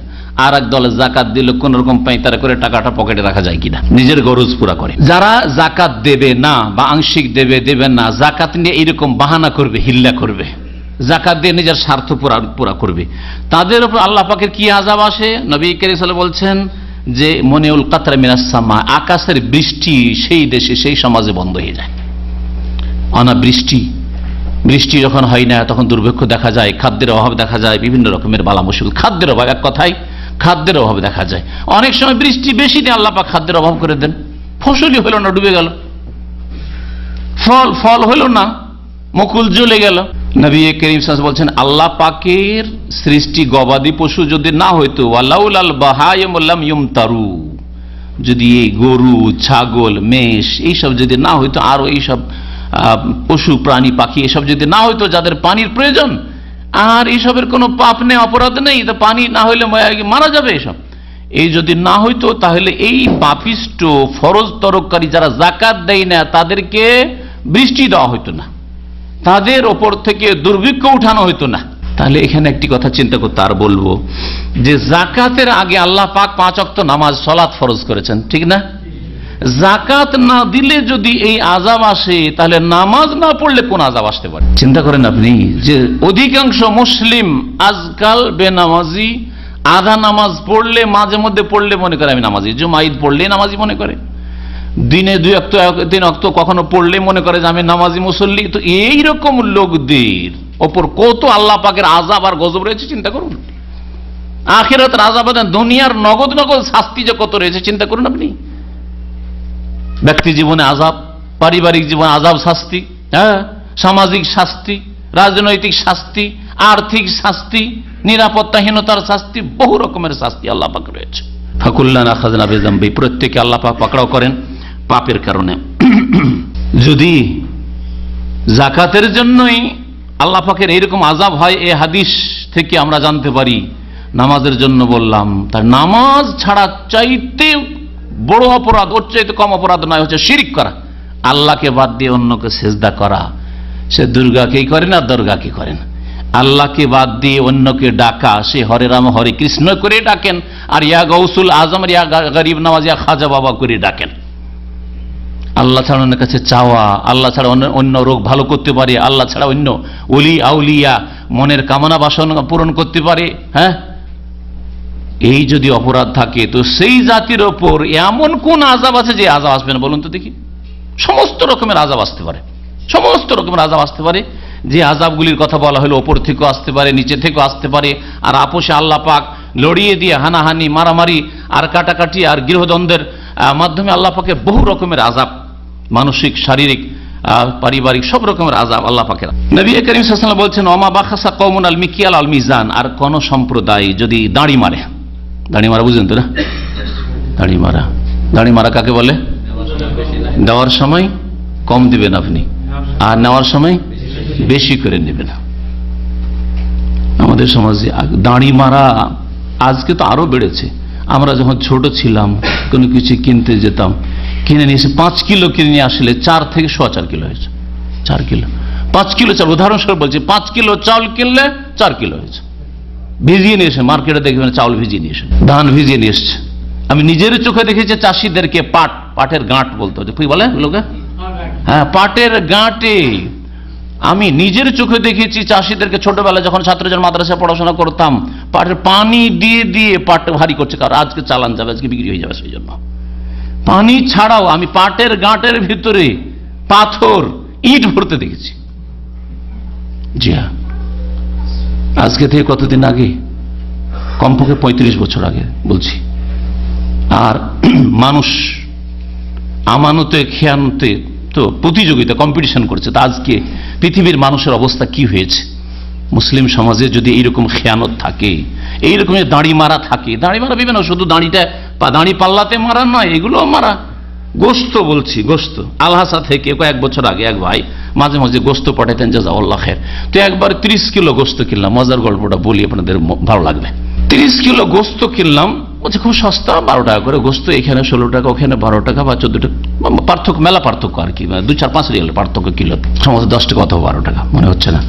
30 কিলো গোস্ত কিনে এসে দেখি তাতে 4-5 কিলো শুধু এমন হাড্ডি ভাই, এমন হাড্ডি যাতে একটুও গোস্ত লেগে নেই, নখের সমান গোস্ত লেগে নেই। 30 কিলোতে যদি 4-5 কিলো যদি হাড্ডি শুধু এরকম বেড়ে, যে হাড্ডিগুলো ফেলে দিতে হবে। জি হ্যাঁ, যারাই দাড়ি মারা শুরু করবে আল্লাহ পাকের কি আযাব আসবে? ইল্লা উখিযু বিসসিনিন, সেই দেশে আল্লাহ পাক রব্বুল আলামিনের আযাব আসবে খাদ্যের অভাব, দুর্ভিক্ষ, ও সিদ্দাতুল মাউনা, খাদ্যদ্রব্যের অভাব, ও জওরিস সুলতান, আর জালেম শাসকের জুলম অত্যাচার। আপনি ব্যক্তি জীবনে দাড়ি পাল্লা মারা শুধু আপনি দাড়ি পাল্লাতে সীমিত করিয়েন না, আর একটা উদাহরণ নেন। ডিউটির ক্ষেত্রে ডিউটি করতে গিয়ে বেতন আপনার যদি 10 রিয়াল কাটে, কেন কাটলো 10 রিয়াল? আপনি অ্যাকাউন্টেন্টকে জিজ্ঞেস করবেন, তাই না? শোকজ, কেন কাটলেন আপনি? হ্যাঁ, অমুক দিনে তোমার লেট হয়েছে। জানছেন না? বিনা জানায় 10 টাকা ছাড়বেন? বিনা জানায় 10 টাকাও ছাড়তে রাজি হবে না। হইতে পারে অ্যাকাউন্টেন্টে ভুল হয়েছে, জানতে চাই যে কি জন্য আমার 10 টাকা বা 20 টাকা কাটা হইল, তাই না? আর আপনার ওইদিকে বেতনটা তো পুরা নিতে চাইছেন, আর ডিউটিতে ফাঁকিবাজি, ডিউটির ভিতরে থাকলেও ফাঁকিবাজি, বেরিয়ে গেলেও ফাঁকিবাজি। তাহলে চিন্তা করেন, ফোরম্যান সুপারভাইজার থাকলে একবারে 100%, ও তার চাইতে বেশি একবারে অ্যাক্টিভ, নড়াচড়ার শেষ নাই। আর যদি ওপরে কেউ না থাকে দেখাশোনার জন্য, আল্লাহ পাকের ক্যামেরা যথেষ্ট হলো না। একটা মুমিনের জন্য আল্লাহ পাকের ক্যামেরা, কিরামান কাতিবিনের ক্যামেরা যথেষ্ট নয়। আল্লাহ পাকের সামি, বাসির, রাকিব, আল্লাহ পাকের এই নামগুলি আপনার জন্য, নামের অর্থগুলি যথেষ্ট হইল না আপনার জন্য আবার ওই কোম্পানির ওই আপনার কি বলছে ফোরম্যান আর সুপারভাইজারের ক্যামেরা লাগবে যে কাজ করছে না, অথবা ওই লাগানো ক্যামেরা লাগবে? চিন্তা করুন তাহলে আপনি। এগুলো দাড়ি মারা। যারা ড্রাইভার গাড়ি চালাচ্ছেন, এই দেশে হয়তো এরকম খেয়ানত করছেন কিনা বলতে পারবো না, কিন্তু দেশের ড্রাইভারদের জিজ্ঞেস করেন, বহু ড্রাইভার যারা দেশের ড্রাইভার ছিল এই মাসলা জিজ্ঞেস করেছে, সরকারের গাড়ি চালাইতাম বা কোম্পানির গাড়ি চালাইতাম, তেল চুরি করতাম, আছে না নেই? তেল চুরি করে, হ্যাঁ, এখানে বিলে চুরি, এটা দাড়ি মারা নয়? যে তেল ভরলেন 10 লিটার, লিখালেন 20 লিটার, হ্যাঁ, ফলস ফাতুরা। দাঁড়ি মারা এগুলো নয় যে আপনি কোম্পানির পক্ষ থেকে কোনো কিছু কিনতে গেলেন, কিনলেন 5000 রিয়ালের, লিখালেন 7000, হ্যাঁ, 2000 টাকা আপনার পকেটে গেলে, দাঁড়ি মারা নয়? তাহলে দাঁড়ি মারা বিষয়টা অত্যন্ত ব্যাপক। কোনো কিছু কিনতে গেলে কাউন্টারে জিজ্ঞাসা করে যে কত লিখবো, শুনেছেন কোনোদিন? না শোনেননি? জিজ্ঞেস করেছে, তাই না? আমাকে জিজ্ঞেস করেছে, এক নেপালি আমাকে জিজ্ঞেস করছে। এসএফসির দোকান ছিল তখন এই কিং খালেদ রোডে। এসএফসির দোকানে অফিসিয়াল, সেদিন আমাদের মনে হয় বাংলার একজন বাইরের দায়ী এসেছিলেন, তো আমি নিজেই মনে করলাম বাসার কাছে, চলো নিয়ে চলে আসি, নেওয়ার জন্য গেছি। তো লিখে দাও, আমাকে জিজ্ঞেস কত লিখবো? তাহলে কেন? যা হয় তাই লিখবে। এটা কেন জিজ্ঞেস করলে তুমি? কেন জিজ্ঞেস করলে কত লিখবো মানে? তো বলছে যে কুল্লু নাহার কি যা, আরবি সে বলছে। হ্যাঁ, সবাই এইরকম করে, আপনি শুধু এরকম কথা বলছেন। সবাই বলে, সবাইকে জিজ্ঞেস করি, তখন বলে এত লিখো, যা বলে তাই লিখি আমরা। কিনলেন 20 টাকার আর লিখবে 30 টাকা 40 টাকা। ও কোম্পানির মালিকরা কি জানে, ভাববে যে এত টাকাই হয়তো খাওয়া দাওয়া খরচ হয়েছে। সুবহানাল্লাহ, এগুলো দাড়ি মারা নয়? সব দাড়ি মারা। তাহলে চিন্তা করেন যে কোথায় কোথায় দাড়ি মারছেন। আরে এমন কি দাড়ি মারা পারিবারিক ক্ষেত্রে আছে, বাপকে ধোকা দিয়ে থাকে। বাপ হচ্ছে জমি জায়গার মালিক, ছেলে বাপের ধন সম্পদে খেয়ানত করে কিভাবে? জনমজুর হয়েছে, মাঠে খাটছে, জনমজুর হয় 10 জন, আর বাপকে লিখায় যে আজকে মজুর ছিল 15 জন, ওই 5 জনের মজুরিটা নিজে খায়। বাস্তব সত্যি এগুলি ঘটনা, এলাকার বলছি, এগুলো মুসলিম সমাজে হচ্ছে। বিল্ডিং তৈরি করতে দায়িত্ব দিয়েছেন কাউকে, আপনার অথবা আপনার শালাকে, অথবা কাউকে আপনার আর্থিক দায়িত্ব দিয়েছেন যে ভাই আমার ঘরটা তৈরি করো, হিসাব নিকাশ আপনার করছে, ওতে খেয়ানত করছে, বিল হচ্ছে 10,000, লিখাচ্ছে 12,000, 14,000, 15,000, এই করে 5 লাখ খরচ হইলো, ফেলে দিল 7 লাখ, 8 লাখ, 10 লাখ টাকা। এগুলো দাড়ি মারা নয়? সবগুলি দাড়ি মারা। যারা এইভাবে বিভিন্ন ক্ষেত্রে দাঁড়ি মারবে তাদের ওপর আল্লাহ পাকের এক আযাব আসবে যে খাদ্যে অভাব। দ্বিতীয় আযাব হচ্ছে জালেম শাসকদের জুলম, শোষণ, অত্যাচার, লুটপাট করে খাবে, জুলম অত্যাচারে শেষ থাকবে না। আর ভালো করে বুঝতে পারছেন যে আমাদের উপর বিভিন্ন রকমের আযাব কেন, খাদ্যের অভাব। তারপরে 4 নম্বরের অপরাধ সম্পর্কে নবী করিম সাল্লাল্লাহু আলাইহি ওয়াসাল্লাম বলছেন যে কোনো জাতির নেতারা ওয়ালা হাকামা ওমারাহুম বিগাইরি মা আনজালাল্লাহ, মুসলিম বিশেষ করে জীবনে প্রত্যেকটি ক্ষেত্রে মুসলিম হবে, তাই না? শুধু নামাজে মসজিদে মুসলিম, আপনি মসজিদেও মুসলিম, বাড়িতেও মুসলিম, দোকানেও মুসলিম, ডিউটিতেও মুসলিম, হ্যাঁ, আদালতে যাবেন তখনও মুসলিম, হ্যাঁ, আপনি শাসন ক্ষমতায় যাবেন তখনও মুসলিম, সব জায়গায় আপনাকে মুসলিম হইতে হবে। মুসলিম যখন কোরআনী বিধান দিয়ে, রাসূলুল্লাহ সাল্লাল্লাহু আলাইহি ওয়াসাল্লাম হাদিস দিয়ে বিচার না করে আল্লাহ যা নাজিল করেছেন সেই নাজিলকৃত বিধানকে উপেক্ষা করে মানুষের তৈরি করা আইন কানুন দিয়ে বিচার করবে, ইল্লা সাল্লাল্লাহু আলাইহিম আদুওয়াহুম, তখন আল্লাহ পাক তাদের উপর তাদের শত্রুকে চাপিয়ে দেবেন, তাদের শত্রুকে চাপিয়ে দেবেন। ফাস্তানকাযু বাযা মা ফি আইদিহিম, সুতরাং শত্রু আক্রমণ করে তাদের ধন সম্পদ নিয়ামতকে লুটপাট করে নিয়ে যাবে, লুটপাট করে নিয়ে যাবে। আজকে মুসলিম বিশ্বে যেখানে দেখছেন যে মুসলিমদের কল্যাণ, মুসলিমদের রিজিক, মুসলিমদের ধন সম্পদ, মুসলিমদের খনিজ সম্পদ, মুসলিমদের বাড়ি ঘর লুটপাট করে আল্লাহ পাকের যেসব নিয়ামত মুসলিম সমাজে, মুসলিম দেশে ছিল, লুটপাট করে কাফেররা নিয়ে যাচ্ছে। এর পিছনে কারণ হচ্ছে কোন পাপ? মানুষের তৈরি করা বিধান দিয়ে মুসলিম নিজেই বিচার করে, মুসলিম জজ মানুষের তৈরি করা বিধান দিয়ে বিচার করে। মুসলিম ব্যারিস্টার ইসলামই জানে না, ও জানে শুধু পশ্চিম আইন কানুন, হ্যাঁ, মানব রচিত বিধানে কি আছে তা জানে, কোরআন হাদিসে কি আছে তা জানেই না, জানার প্রয়োজনই করে না। মুসলিম শাসক ইসলামের বিধিবিধান জানলো না, ও মানব রচিত বিধান দিয়ে দেশ পরিচালনা করলো। আল্লাহ পাক রব্বুল আলামিন শত্রুদেরকে তাদের উপর চাপিয়ে দেন। 5 নম্বর, নবী করিম সাল্লাল্লাহু আলাইহি ওয়া সাল্লাম আত্তালু কিতাবাল্লাহ সুন্নাত নবীহি, আর যখন আল্লাহ পাকের কিতাবকে আর নবী সাল্লাল্লাহু আলাইহি ওয়াসাল্লামের সুন্নতকে নিষ্ক্রিয় করে দেবে।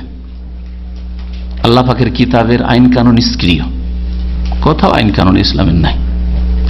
খুব থাকলে মোল্লার দৌড় মসজিদ, যে প্রবাদের বাস্তবায়ন মুসলিম সমাজে, যে তুমি মোল্লাগিরি করবে তো কোথায়? বাস মসজিদে, মসজিদে বাস, মসজিদের বাইরে আবার এইসব কি সুদ হারাম, ঘুষ হারাম, এটা হালাল, ওইটা হারাম, এই ব্যবসা জায়েজ, এটা জায়েজ নয়, দোকানপাটে সিগারেট রাখা যাবে না, এইসব কথাবার্তা উইল বাদ দেন। ওই ধর্মকর্ম করছেন, যান মসজিদে করেন, মসজিদে বসে নামাজ পড়েন, মসজিদে কোরআন তেলাওয়াত করেন, জিকির আজকার করেন, ব্যাস। সেকুলারিজম, ধর্ম নিরপেক্ষতা, ধর্ম মসজিদে সীমিত আর ভিতরে এইখানে সীমিত, ব্যাস। আপনার এখানে ধর্ম আছে আর ওইখানে অন্তরে নিয়ে আপনি মসজিদে যান শুধু। যখন তারা আল্লাহ পাকের কিতাবকে, কোরআনী বিধানকে এবং নবী সাল্লাল্লাহু আলাইহি সাল্লামের আদর্শ সুন্নতকে নিষ্ক্রিয় করে দেবে, এটা দুনিয়ার ক্ষেত্রে যেমন ঠিক তেমনি দিনের ক্ষেত্রেও, দিনের ক্ষেত্রে বলতে আমি যেটা বুঝাতে চাইছি যে কোরআন এবং হাদিস দিয়ে এটা সুন্নত, এটা বিদআত জানার প্রয়োজন নেই, এটা তাওহীদ, এটা শিরক জানার প্রয়োজন নেই। কোরআন হাদিসের দলিল যদি পেশ করেন তাহলে আপনি নতুন কোন নাম পাবেন। কোরআন হাদিসের দলিল যদি চান, উদাহরণস্বরূপ যদি বলেন যে আপনারা মিলাদুন নবী করছেন, তো বলেন নবী করিম সাল্লাল্লাহু আলাইহি ওয়াসাল্লাম করেছেন না, তার 4 খলিফার কোন খলিফা করেছেন না, কোন সাহাবী করেছেন না, ইমাম আবু হানিফা, একটা উক্তি দেন তো ইমাম আবু হানিফার, আপনারা তো নিজেদেরকে হানাফি বলছেন, বলেন তো একটা শাফি, মালিক, আহমদ, 4 ইমামের কোন ইমাম, ইমাম বুখারীর একটা উক্তি দেন তো দেখি, তো বলবে যে ওয়াহাবি আছে, ওয়াহাবি আছে, কথাই কথাই দলিল, কথাই কথাই এটা চলবে না, এটা চলবে না, হ্যাঁ, আর সবটাতে দলিল লাগবে। হে বুজুর্গানে দিনকে মানে না, হ্যাঁ, বড়দের এহতেরাম করেন না, বিয়াদব, বুজুর্গেরা এটাকে ভালো মনে করেছে, আর রাসূলুল্লাহ সাল্লাল্লাহু আলাইহি ওয়াসাল্লামের সাথে সারা বছর মহব্বত করতে পারছি না, একটা দিন তো করি, এইসব যুক্তি দিয়ে কোরআন এবং হাদিসকে নিষ্ক্রিয় করে দিল। নয় কি এটা? কোরআন হাদিস নিষ্ক্রিয় করা না মানে শুধু এই নাই যে শুধু আপনি রাজনীতিতে শুধু লাগিয়ে দেবেন আর শুধু আদালতে গিয়ে লাগিয়ে দেবেন আর আপনারা মুক্ত সবাই, অথচ এইখানে সহজভাবে আপনি বিদআত থেকে বাঁচতে পারবেন, শিরক থেকে বাঁচতে পারবেন। বড় বড় সমস্যা নিয়ে মাথা ব্যথা, কিন্তু ছোট ছোট যেগুলি সমস্যা রয়েছে নিজেই যেগুলো সলভ করতে পারবেন, সমাধান নিজেই করে নিতে পারবেন, আপনার বিদআত ছেড়ে দাও, আপনার ব্যক্তিগত ভাবে কেউ বাধা দিবে না। কোনো জালেম শাসকও বলবে না যে তুমি বিদআত কেন ছাড়লে, কোনো জালেম শাসকও বলবে না যে তুমি মাজারে কেন গেলে না, কোনো জালেম শাসকও বলবে না যে তুমি সব দলিল কেন চাও। বলবে কি? তোমার স্বাধীনতা আছে, আপনার ধর্মীয় স্বাধীনতা আছে, আপনি করেন। তারপরে সেখানে আপনি তাওহীদ প্রতিষ্ঠাকারী হইতে পারলেন না, শিরক মুক্ত হইতে পারলেন না, বিদআত মুক্ত হইতে পারলেন না, সুন্নতের অনুসারী হইতে পারলেন না, যারা দলিল ভিত্তিক চলে তাদের সাথ দিতে পারলেন না। এত বড় বড় আলেম ওলামা যখন বুজুর্গানের দিন বলেছেন, তাহলে তারও তো একটা মর্যাদা আছে, তারও তো একটা মূল্যায়ন করতে হবে। আউযু বিল্লাহ, সবচেয়ে বড় বুজুর্গ মুহাম্মদ রাসূলুল্লাহ সাল্লাল্লাহু আলাইহি সাল্লাম, তার সনদ না পেশ করে, তার দলিল না পেশ করে আপনি এদেরকে বুজুর্গ বানিয়ে দিয়ে বসে থাকলেন। আপনি তো খাপছাড়া হয়ে গেলেন রাসূলুল্লাহ সাল্লাল্লাহু আলাইহি ওয়াসাল্লাম থেকে। কোথায় রাসূলুল্লাহ সাল্লাল্লাহু আলাইহি ওয়াসাল্লামের সাথে সম্পর্ক আপনার? তো যখনই আল্লাহ পাকের কিতাবকে আর রাসূলের সুন্নতকে, আদর্শকে নিষ্ক্রিয় বানিয়ে দেবে, ইল্লা জাআলাল্লাহু বাসাহুম বাইনাহুম, তখন আল্লাহ পাক তাদের আপোষে হানাহানি আর সংঘর্ষ বাঁধিয়ে দেবেন। আল্লাহ পাক তখন আপোষে গৃহযুদ্ধ, ঘরোয়া লড়াই, পারিবারিক সমস্যা, ভাই ভাই লড়াই, স্বামী স্ত্রীতে লড়াই, বিদআত করছেন স্বামী স্ত্রীতে মিল হচ্ছে না, শিরক বিদআত করেছেন যার ফলে ছেলে মেয়ে সব অবাধ্য। আপনি আপনার ব্যক্তি জীবনে আপনি কোরআন হাদিসকে নিশ্চয় করে দেন, হালাল হারাম আবার কি, পয়সা আসলেই হইল। সুতরাং আপনার হারাম পয়সা খেয়ে ছেলে মেয়ে একটাও নামাজি হয়নি, মেয়েরা পর্দানসীন হইল না, চরিত্র একটাও চরিত্রবতী হইল না, আর ছেলেরা সব চরিত্রহীন বেনামাজি পয়দা হইল। অধিকাংশ মানুষ দেখবেন যে নিজেরা স্বামী স্ত্রী নামাজি, তারপরে ছেলে মেয়ে যদি বেনামাজি বেদিন হয়, পিছনে ভালো করে স্টাডি করে দেখবেন যে হারাম খাওয়াইছে ছেলে মেয়েদেরকে। আল্লাহ পাকের কিতাবের বিধানকে, রাসূলের আদর্শকে যখন নিষ্ক্রিয় করে দেবেন, তখন আপোষে আল্লাহ পাক সংঘর্ষ বাঁধিয়ে দেবেন। পারিবারিক সংঘর্ষ হোক, আর সামাজিক হোক, আর অন্য কোনো ক্ষেত্রে হোক। হাদিসটি বললাম যে বাইহাকিতে, ইবনে মাজায় রয়েছে, আর মুস্তাদরাক হাকিমে রয়েছে। হাদিসটি হাসান বরং সহিহ লিগাইরিহি। সময় অনেক হয়ে গেছে, সুতরাং এখানে সংক্ষেপ করতে গিয়ে এক দুটি কথা আর বলবো। আল্লাহ পাক রব্বুল আলামিন কোন জাতিকে আযাব দিয়ে থাকেন, বিভিন্ন রকমের আযাব। আমরা এতটা জানতে পারলাম যে পাপের কারণে, বিভিন্ন রকমের পাপ আর বিভিন্ন দিকগুলি জানলেন। এই আযাব দূর করার উপায় কি? কয়েকটি উপায় এখানে কোরআনে কারীমের আয়াত থেকে আপনাদের সামনে পেশ করব। সূরা আনফালের আয়াত নম্বর 33-এ আল্লাহ পাক ইরশাদ করেছেন, ওমা কানাল্লাহু লিয়ুআযযিবাহুম ওয়া আনতা ফীহিম। হে নবী, তুমি যতদিন পর্যন্ত মানুষের মাঝে আছো, ততদিন আল্লাহ পাক ওই মানুষ জাতিকে আল্লাহ ধ্বংস করবেন না। নবী করিম সাল্লাল্লাহু আলাইহি ওয়াসাল্লাম যতদিন ছিলেন, সাহাবায়ে কেরামদের উপর কোন রকমের ওই রকম আযাব আসেনি, কোনো আযাব আসেনি।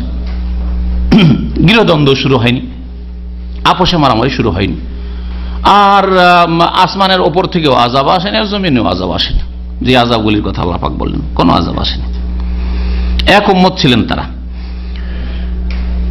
ওমা কানাল্লাহু মুআযযিবাহুম ওয়া হুম ইস্তাগফিরুন। কিন্তু নবী করিম সাল্লাল্লাহু আলাইহি ওয়াসাল্লাম চলে গেছেন। এখন আযাব থেকে রক্ষা পাওয়ার উপায় কি? আরেকটি উপায় আছে, এই আয়াতে আল্লাহ বলেছেন, ওই জাতিকে আল্লাহ পাক আযাব দিয়ে ধ্বংস করবেন না, যেই জাতি আল্লাহর কাছে ক্ষমা তলব করতে থাকে, আল্লাহর কাছে মাফ চাইতে থাকে, প্রতিদিন আল্লাহর কাছে তওবা ইস্তেগফার করেন, তাহলে তওবার দরজা খোলা আছে, সংশোধনের দরজা খোলা আছে, আল্লাহর কাছে মার্জনা মাগফিরাতের দরজা খোলা আছে। আল্লাহর কাছে খুব বেশি ক্ষমা চান, আল্লাহ তুমি আমাকে মাফ করে দাও, আমার কর্মের কারণে, আমার স্ত্রীর কর্মের কারণে ছেলে মেয়েকে খারাপ করিও না, ছেলে মেয়ের ভবিষ্যৎ অন্ধকার যাতে না হয়। আল্লাহ তুমি রিজিক ছিনিয়ে নিও না, অশান্তি দিও না, মানসিক শারীরিক অশান্তি দিও না, পারিবারিক অশান্তি দিও না, সামাজিক অশান্তি দিও না। আল্লাহ তুমি কোন রকমের নিরাপত্তাহীনতার আযাব দিও না। বিভিন্ন রকমের আযাব থেকে আল্লাহ পাকের কাছে পানা চান তওবা ইস্তিগফারের মাধ্যমে। তওবা ইস্তিগফার করলে আল্লাহ পাক রব্বুল আলামিন আযাব দেবেন না। এই হচ্ছে সূরা আনফালে আল্লাহ পাকের ঘোষণা। সূরা হুদের আয়াত নম্বর 117-তে আল্লাহ পাক আরেকটি ঘোষণা করেছেন, ওমা কানা রব্বুকা লিয়ুহলিকাল কুরা বিযুলমিন ওয়া আহলুহা মুসলিহুন। হে নবী, তোমার প্রতিপালক কোন জনপদকে ধ্বংস করবেন না যতক্ষণ পর্যন্ত ওই জনপদের লোকেরা সংস্কারমূলক কাজ করতে থাকবে, সংশোধনমূলক কাজ করতে থাকবে। তাহলে আপনাকে সংস্কারক হইতে হবে। সংস্কার মানে এই না যে ইসলামের কাটাছেঁড়া করব, ইসলামের আজকাল চোরের শাস্তি, ইসলামের দণ্ডবিধান চলবে না, হ্যাঁ, খুনের শাস্তি ইসলামে কেসাস আছে, চলবে না। এটাকে আবার সংস্কার বলছে এই বেদিন বুদ্ধিজীবীরা। না, এটা সংস্কার না, ইসলামের সংস্কার করবে। আর তারা চরিত্রহীনতায় ডুবে রয়েছে, অশ্লীলতায় ডুবে রয়েছে, তাদের সংস্কার বলে কিছু নেই। হ্যাঁ, তাদের রবের সাথে, আল্লাহর সাথে কোনো সম্পর্ক নেই। না, সংস্কার মানে মুসলিম সমাজ যেসব পাপ হচ্ছে, পাপ থেকে জাতিকে, পরিবারকে, দেশকে মুক্ত করার চেষ্টা করেন। ফরজ অজেব আদায় হচ্ছে না, ফরজ অজেব যাতে করে মুসলিম আদায় করে কমপক্ষে মুসলিম থাকে, হারাম না খায়, হালাল খায়, কেউ কার উপর জুলম অত্যাচার না করে। এগুলো হচ্ছে সংস্কারমূলক কাজ, সংশোধনের কাজ, ইসলার কাজ। এই ইসলাম মানে সংস্কার করা, এর অপর নাম হচ্ছে দ্বীন প্রচারের কাজ। সংস্কার সংশোধন হয় দ্বীন ইসলাম প্রচার প্রসারের মাধ্যমে। সুতরাং দ্বীনের দাওয়াত হচ্ছে এর অপর নাম। তাহলে দ্বীন ইসলামের দাওয়াত যত বেশি আপনি দিতে থাকবেন মুসলিম অমুসলিমকে, যারা ইসলাম গ্রহণ করেছে কিন্তু তাদের ফরজ অজেবে ঘাটতি আছে, হারামে জড়িয়ে আছে, শিরক বিদআতে লিপ্ত আছে, তাদেরকেও দাওয়াত দেবেন। আর অমুসলিম যাদের কাছে ইসলামের দাওয়াত পৌঁছেনি অথবা পৌঁছিল, এখনো তাদের সংশয় বা দ্বিধাদ্বন্দ্ব দূর হয়নি, তাদের কাছে ইসলামের দাওয়াত পৌঁছাবেন। এগুলো হচ্ছে সংস্কারমূলক কাজ। যেই জাতি ইসলাম সংশোধনের কাজ করে, সংস্কারের কাজ করে, সেই জাতিকে আল্লাহ ধ্বংস করেন না। সংশোধনকারী কারা? আজকাল তো দাবিদার তো অনেকে। আল্লাহ পাক তার লক্ষণ সম্পর্কে সূরা আরাফের 170 নম্বর আয়াতে ইরশাদ করেছেন, ওয়াল্লাযীনা ইউমাসসিকুনা বিল কিতাবি ওয়া আকামুস সালাতা ইন্না লা নুদিউ আজরাল মুসলিহিন। সংস্কারক তো ওরাই যারা আল কিতাবকে মজবুত করে ধারণ করে। ইউমাসসিকুনা বিল কিতাব, আল কিতাব মানে কোরআনে কারীম, আর আল কিতাবের তাফসীর ব্যাখ্যা হচ্ছে রাসূলুল্লাহ সাল্লাল্লাহু আলাইহি সাল্লামের হাদিস, সুন্নাত, আদর্শ। রাসূলুল্লাহ সাল্লাল্লাহু আলাইহি সাল্লাম কোরআনে কারীমের যে বাস্তব ব্যাখ্যা দিয়ে গেছেন, যার নাম হাদিস, এটা হচ্ছে আল কিতাব। আলা ইন্নী উতিতুল কোরআন ওয়া মিসলাহু মাহু, শুনে রাখো আমার কোরআন দেওয়া হয়েছে আর কোরআনের মতোই দেওয়া হয়েছে হাদিস। যারা কোরআন এবং হাদিসকে মজবুত করে ধরে থাকে জীবনের প্রত্যেকটি ক্ষেত্রে, আকীদায় কোরআন হাদিসের দলিল চাই, ইবাদতে কোরআন হাদিসের দলিল চাই, হালাল হারামে কোরআন হাদিসের দলিল চাই, হ্যাঁ, পারিবারিক সমস্যার সমাধান কোরআন এবং হাদিস দিয়ে চাই, সামাজিক সমস্যার সমাধান কোরআন এবং হাদিস দিয়ে চাই, বিচার বিভাগের সমাধান কোরআন এবং হাদিস দিয়ে চাই, রাষ্ট্র পরিচালনা কোরআন এবং হাদিস দিয়ে চাই। ওয়াল্লাযীনা মাসসাকুনা বিল কিতাব, যারা কোরআনে কারীমকে মজবুত করে ধারণ করে আর কোরআনে কারীমকে মজবুত করে ধরে আছে, এর বাস্তব প্রমাণ হচ্ছে ওয়া আকামুস সালাতা, তারা নামাজ কায়েম করে। তাহলে 5 ওয়াক্ত নামাজ পড়লে প্রমাণ করলো যে কোরআন এবং হাদিসকে মজবুত করে ধরে আছে। আর 5 ওয়াক্ত 4 ওয়াক্ত পড়ে, 3 ওয়াক্ত পড়ে, মাঝে মধ্যে পড়ে, আর বলে আমরা সহি আকীদার লোক। আপনার কোন আকীদাটা? 5 ওয়াক্ত নামাজ সম্পর্কিত আকীদা ঠিক নেই। কোন আকীদাটা সহি আছে আপনার? শুধু কবর মাজারে যান না, সহি আকীদা হয়ে গেল? 5 ওয়াক্ত নামাজ কোথায় আপনার? যারা নামাজ কায়েম করে, ইন্না লা নুদিউ আজরাল মুসলিহিন, আল্লাহ পাক বলছে যে নিশ্চয়ই আমি আল্লাহ সংস্কারকদের, সংশোধনকারীদের, মুসলিহিনদের পরিশ্রমকে বিনষ্ট করি না। আল্লাহ পাক রব্বুল আলামিনের দ্বীনের জন্য যারা ইসলাম সংস্কারের কাজ করে, সংশোধনের কাজ করে, মানুষের সংশোধন চায়, মানুষের বিপর্যয় চায় না, মানুষকে নষ্ট করতে চায় না, গড়তে চায়, ভাঙচুর করতে চাই না, গঠন করতে চাই, এদের মেহনতকে আল্লাহ নষ্ট করেন না, মেহনতকে বেকার করেন না, মেহনত কাজে লাগে তাদের। তাহলে মুসলিহিন কারা? যারা কোরআন সুন্নাহকে মজবুত করে ধরে। মুসলিহিন কারা? যারা কোরআন সুন্নাহকে মজবুত করে ধরে এর ভিত্তিতে 5 ওয়াক্ত সালাত কায়েম করে। তারাই সংস্কারক হতে পারে, তারাই মুসলিহিন হতে পারে, তারাই রিফর্মার হতে পারে, এরাই মুসলিহিন। কোরআন এবং হাদিসের ভিত্তিতে যারা দাওয়াত ইসলাম প্রচারের কাজ করে তারা হচ্ছে মুসলিহিন। আর কোরআন এবং হাদিসের ভিত্তিতে যদি ইসলাম প্রচারের কাজ হয়, শিরক বিদআতের ভিত্তি করে ইসলাম প্রচার নয়, ইসলামে তাবলীগ নয়, বরং তাওহীদ সুন্নাতের উপর ভিত্তি করে যদি ইসলাম প্রচার আর তাবলীগের কাজ হয়, তাহলে আল্লাহ পাক এই পরিশ্রমকে বিনষ্ট করবেন না, আর আল্লাহ পাক তাদেরকে আযাব দেবেন না যারা মুসলিহিন, যারা সংস্কারক। নবী করিম সাল্লাল্লাহু আলাইহি সাল্লাম সকাল সন্ধ্যা দোয়া করতেন দুনিয়ার আযাব, বালা, মুসিবত থেকে বাঁচার জন্য। এই দোয়াটি মুখস্থ করে নেবেন এবং পড়বেন। আব্দুল্লাহ বিন উমর রাদিয়াল্লাহু তাআলা আনহু থেকে বর্ণিত, তিনি বলছেন, লাম ইয়াকুন রাসূলুল্লাহ ইয়াদাউ হাউলাই দাওয়াত, রাসূলুল্লাহ সাল্লাল্লাহু আলাইহি ওয়াসাল্লাম এই দোয়াগুলি ছাড়তেন না, হিনা ইউমসি ওয়া হিনা ইউসবিহু, সন্ধ্যাবেলা আর সকালবেলা। তাহলে সন্ধ্যায় কমপক্ষে একবার আর সকালবেলা একবার পড়বেন আপনি। কি? আল্লাহুম্মা ইন্নী আসআলুকাল আফওয়া ওয়াল আফিয়াত ফিদ দুনিয়া ওয়াল আখিরাহ, হে আল্লাহ দুনিয়াতে আর আখিরাতে আমি তোমার কাছে মাফ চাই, মার্জনা চাই, আর কি চাই? আফিয়া, নিরাপত্তা চাই। আল্লাহর কাছে নিরাপত্তা চাইছেন আপনি। আল্লাহুম্মা ইন্নী আসআলুকাল আফওয়া ওয়াল আফিয়াতা ফি দীনি ওয়া দুনিয়ায়া, হে আল্লাহ তোমার কাছে আমি মার্জনা চাই আর নিরাপত্তা চাই আমার ধর্মের ক্ষেত্রে, দিনের ক্ষেত্রে, ওয়া দুনিয়ায় আমার দুনিয়ার ক্ষেত্রে, পার্থিব জীবনের ক্ষেত্রে, ওয়া আহলি ওয়া মালি আমার পরিবারের ক্ষেত্রে আর ধন সম্পদের ক্ষেত্রে নিরাপত্তা চাই। আল্লাহ মাফ চাই, ভুল হলে ক্ষমা করে দিও আর নিরাপত্তা দান করিও।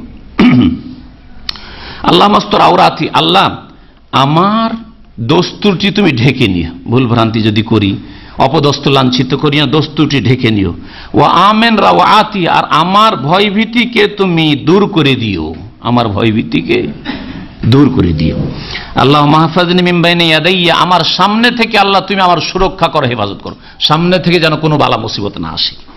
ওয়া মিন খালফি পিছন থেকে কোনো বালা মুসিবত না আসে, কোনো অনিষ্ট না আসে।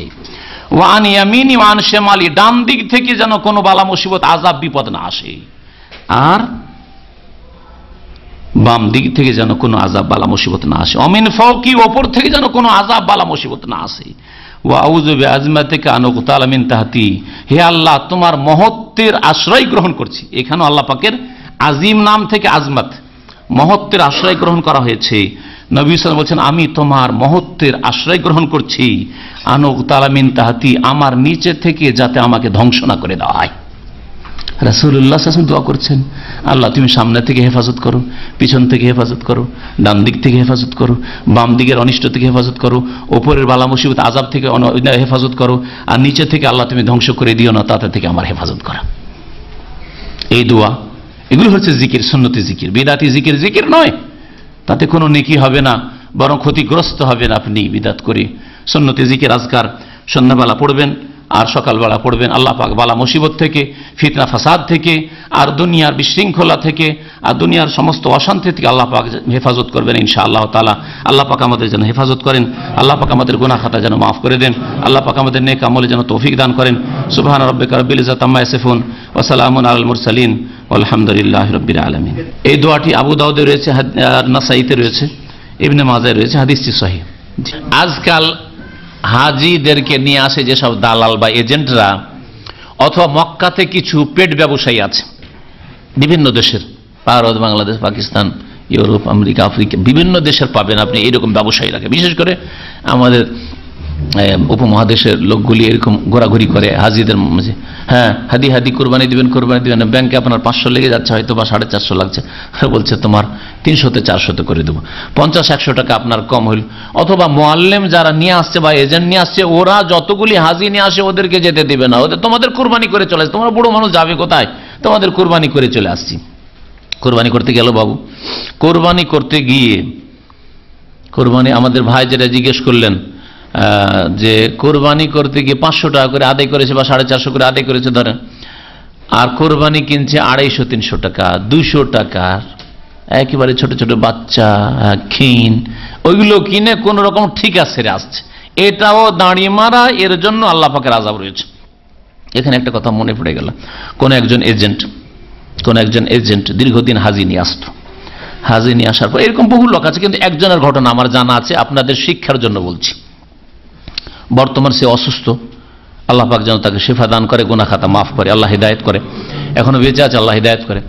ওই লোক হাজি নিয়ে আসতো, হাজি নিয়ে আসার পরে হাজিদের কাছ থেকে কোরবানির টাকা নিত, আর কোরবানি করতো না, বলতো তোমাদের যাওয়ার দরকার নেই, আমি কোরবানি করেছি, আর কোরবানি করতো না। এটা সন্দেহের ভিত্তিতে না, সে তার এই বক্তব্য বিশেষ কিছু লোকের সামনে বলেছে, আর কোরবানি কি করে, ওটা কি, আমি কত হাজিদের টাকা নিয়েছি, কোরবানি করিনি, এইরকম করেছে। আজকে সে বিছানায় পড়ে আছে, জবান বন্ধ হয়ে আছে, না হায়াত না মত, বেশ কয়েক বছর থেকে, বেশ কিছুদিন পাগল হয়ে থাকলো, পাগল টাইপের হয়ে থাকলো, এইরকম খবর পেলাম। আর তারপরে খবর পাচ্ছি এখন যে এইরকম অসুস্থ হয়ে জবান বন্ধ হয়ে পড়ে আছে, যে এই লোকটি কলেমাও পড়তে পারছে না, এই অশান্তির জীবন থেকে যাক চলে গেলাম দুনিয়া থেকে, বা আত্মীয় স্বজনদের যা পরিবারের জন্য বোঝা, এরকম বিছানায় পড়ে থাকা লোক পাগল, পাগলামি করে মাঝে মাঝে, আর তারপরে কথাও বলতে পারে না, পেশাব পায়খানা যদি বিছানা করে, কদিন বরদাস্ত করবে পরিবার ছেলেমেয়েরা, তাই না? কত বড় আল্লাহ পাকের আযাব, এটা বাস্তব সত্য বলছে। সুতরাং কখনো কারো এইরকম খেয়ানত করবেন না, খেয়ানত কখনো করবেন না। খেয়ানত সবগুলি হারাম, কিন্তু এক খেয়ানত আর এক খেয়ানতের চাইতে বড়। হাজিদের সাথে খেয়ানত করা, হাজিদের আপনি কুরবানির টাকা কুরবানি করলেন না, আপনি টাকা নিয়ে উধাও হয়ে গেলেন। গত 2-3 বছর আগে ওই রকমই এক এজেন্ট অনেকগুলি হাজিদের টাকা নিয়ে উধাও হয়ে গেছে। পরে খবর পেলাম মক্কায় ওই ছেলেটি থাকে, আর এইরকম অনেক হাজিদের টাকা পয়সা এরকম নিয়ে গেছে। কোন এক ভাই বলল, পরে আমাকে একদিন মাসলা জানার জন্য ওই লোকটি টেলিফোন করেছে, নম্বরটা আমার কাছে সেভ ছিল, নাম না বললে গীবত নয়।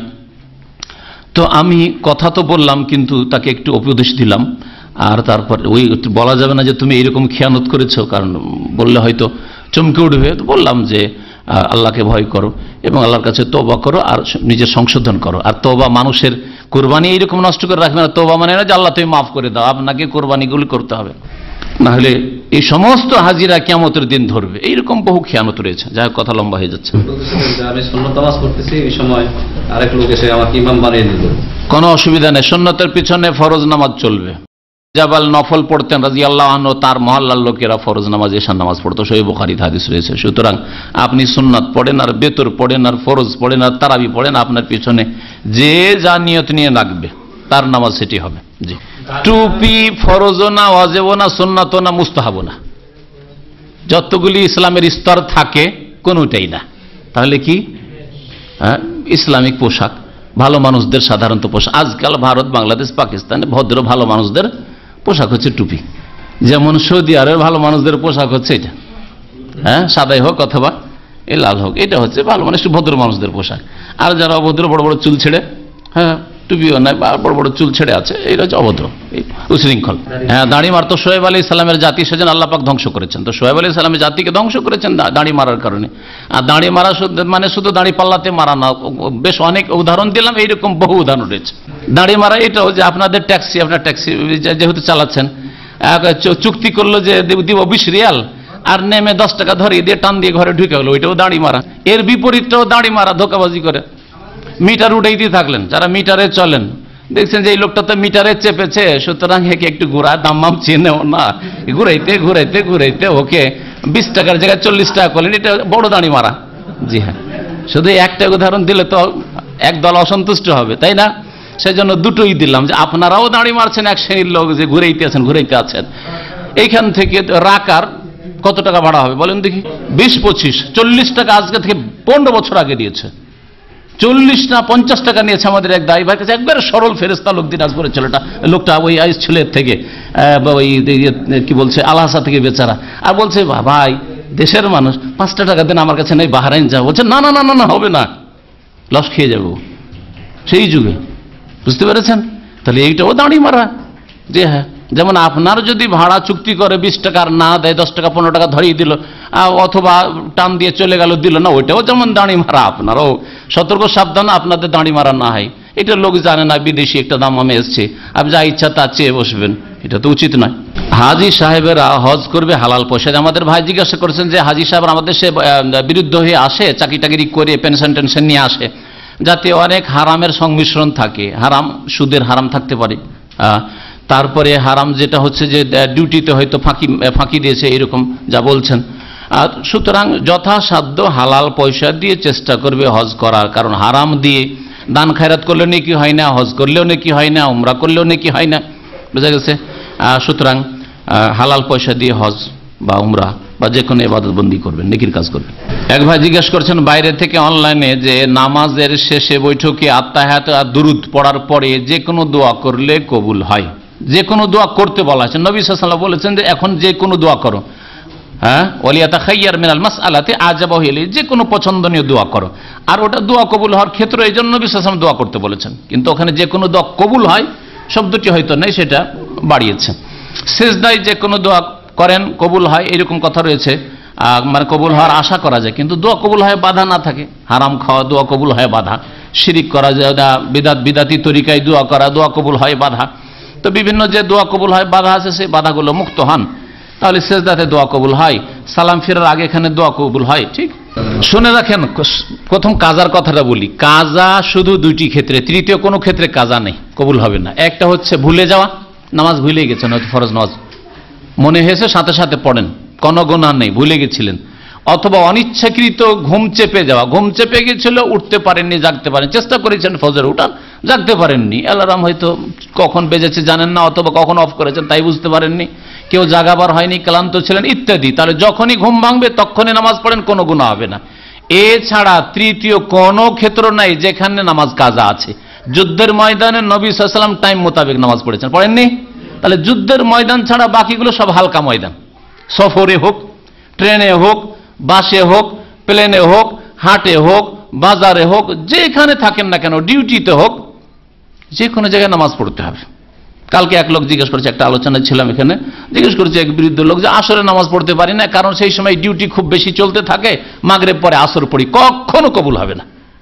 ডিউটির ফাঁকে আপনি বিড়ি সিগারেট খেলে আপনাকে 5 মিনিট সময় দেবে, আর 7 থেকে 8 মিনিট নামাজ, 4 রাকাত নামাজ পড়তে লাগবে, এই টাইমটা দেবে না। কোন কাফের পর্যন্ত নামাজে বাধা দেবে না। আমি মনে করি যে ডিউটিটা আমি 5 মিনিট চাই, আমার খাওয়ার টাইম কেটে নাও। হ্যাঁ, অন্যরা সিগারেট খাচ্ছে, আমি সিগারেট খাই না, ওই সব টাইম নষ্ট করি না। বাকি আমি নামাজের টাইমে, জোহরে আসরে আমি নামাজের টাইম নেব 5 থেকে 7 মিনিট করে, কোনো অসুবিধা নেই। আপনাকে মসজিদে যাওয়া জরুরি, যে আধা ঘন্টার জন্য যাবে, আপনি যেখানে ডিউটি করছেন ওখানে নামাজ পড়েন, ওখানে 2, 4, 5 জন 7 জন যা আছেন ওদেরকে নিয়ে জামাত করেন, কিন্তু আপনি নামাজ পড়বেন আসরে নামাজ, মাগরিব এসে, কখনো আল্লাহ কবুল করবেন না।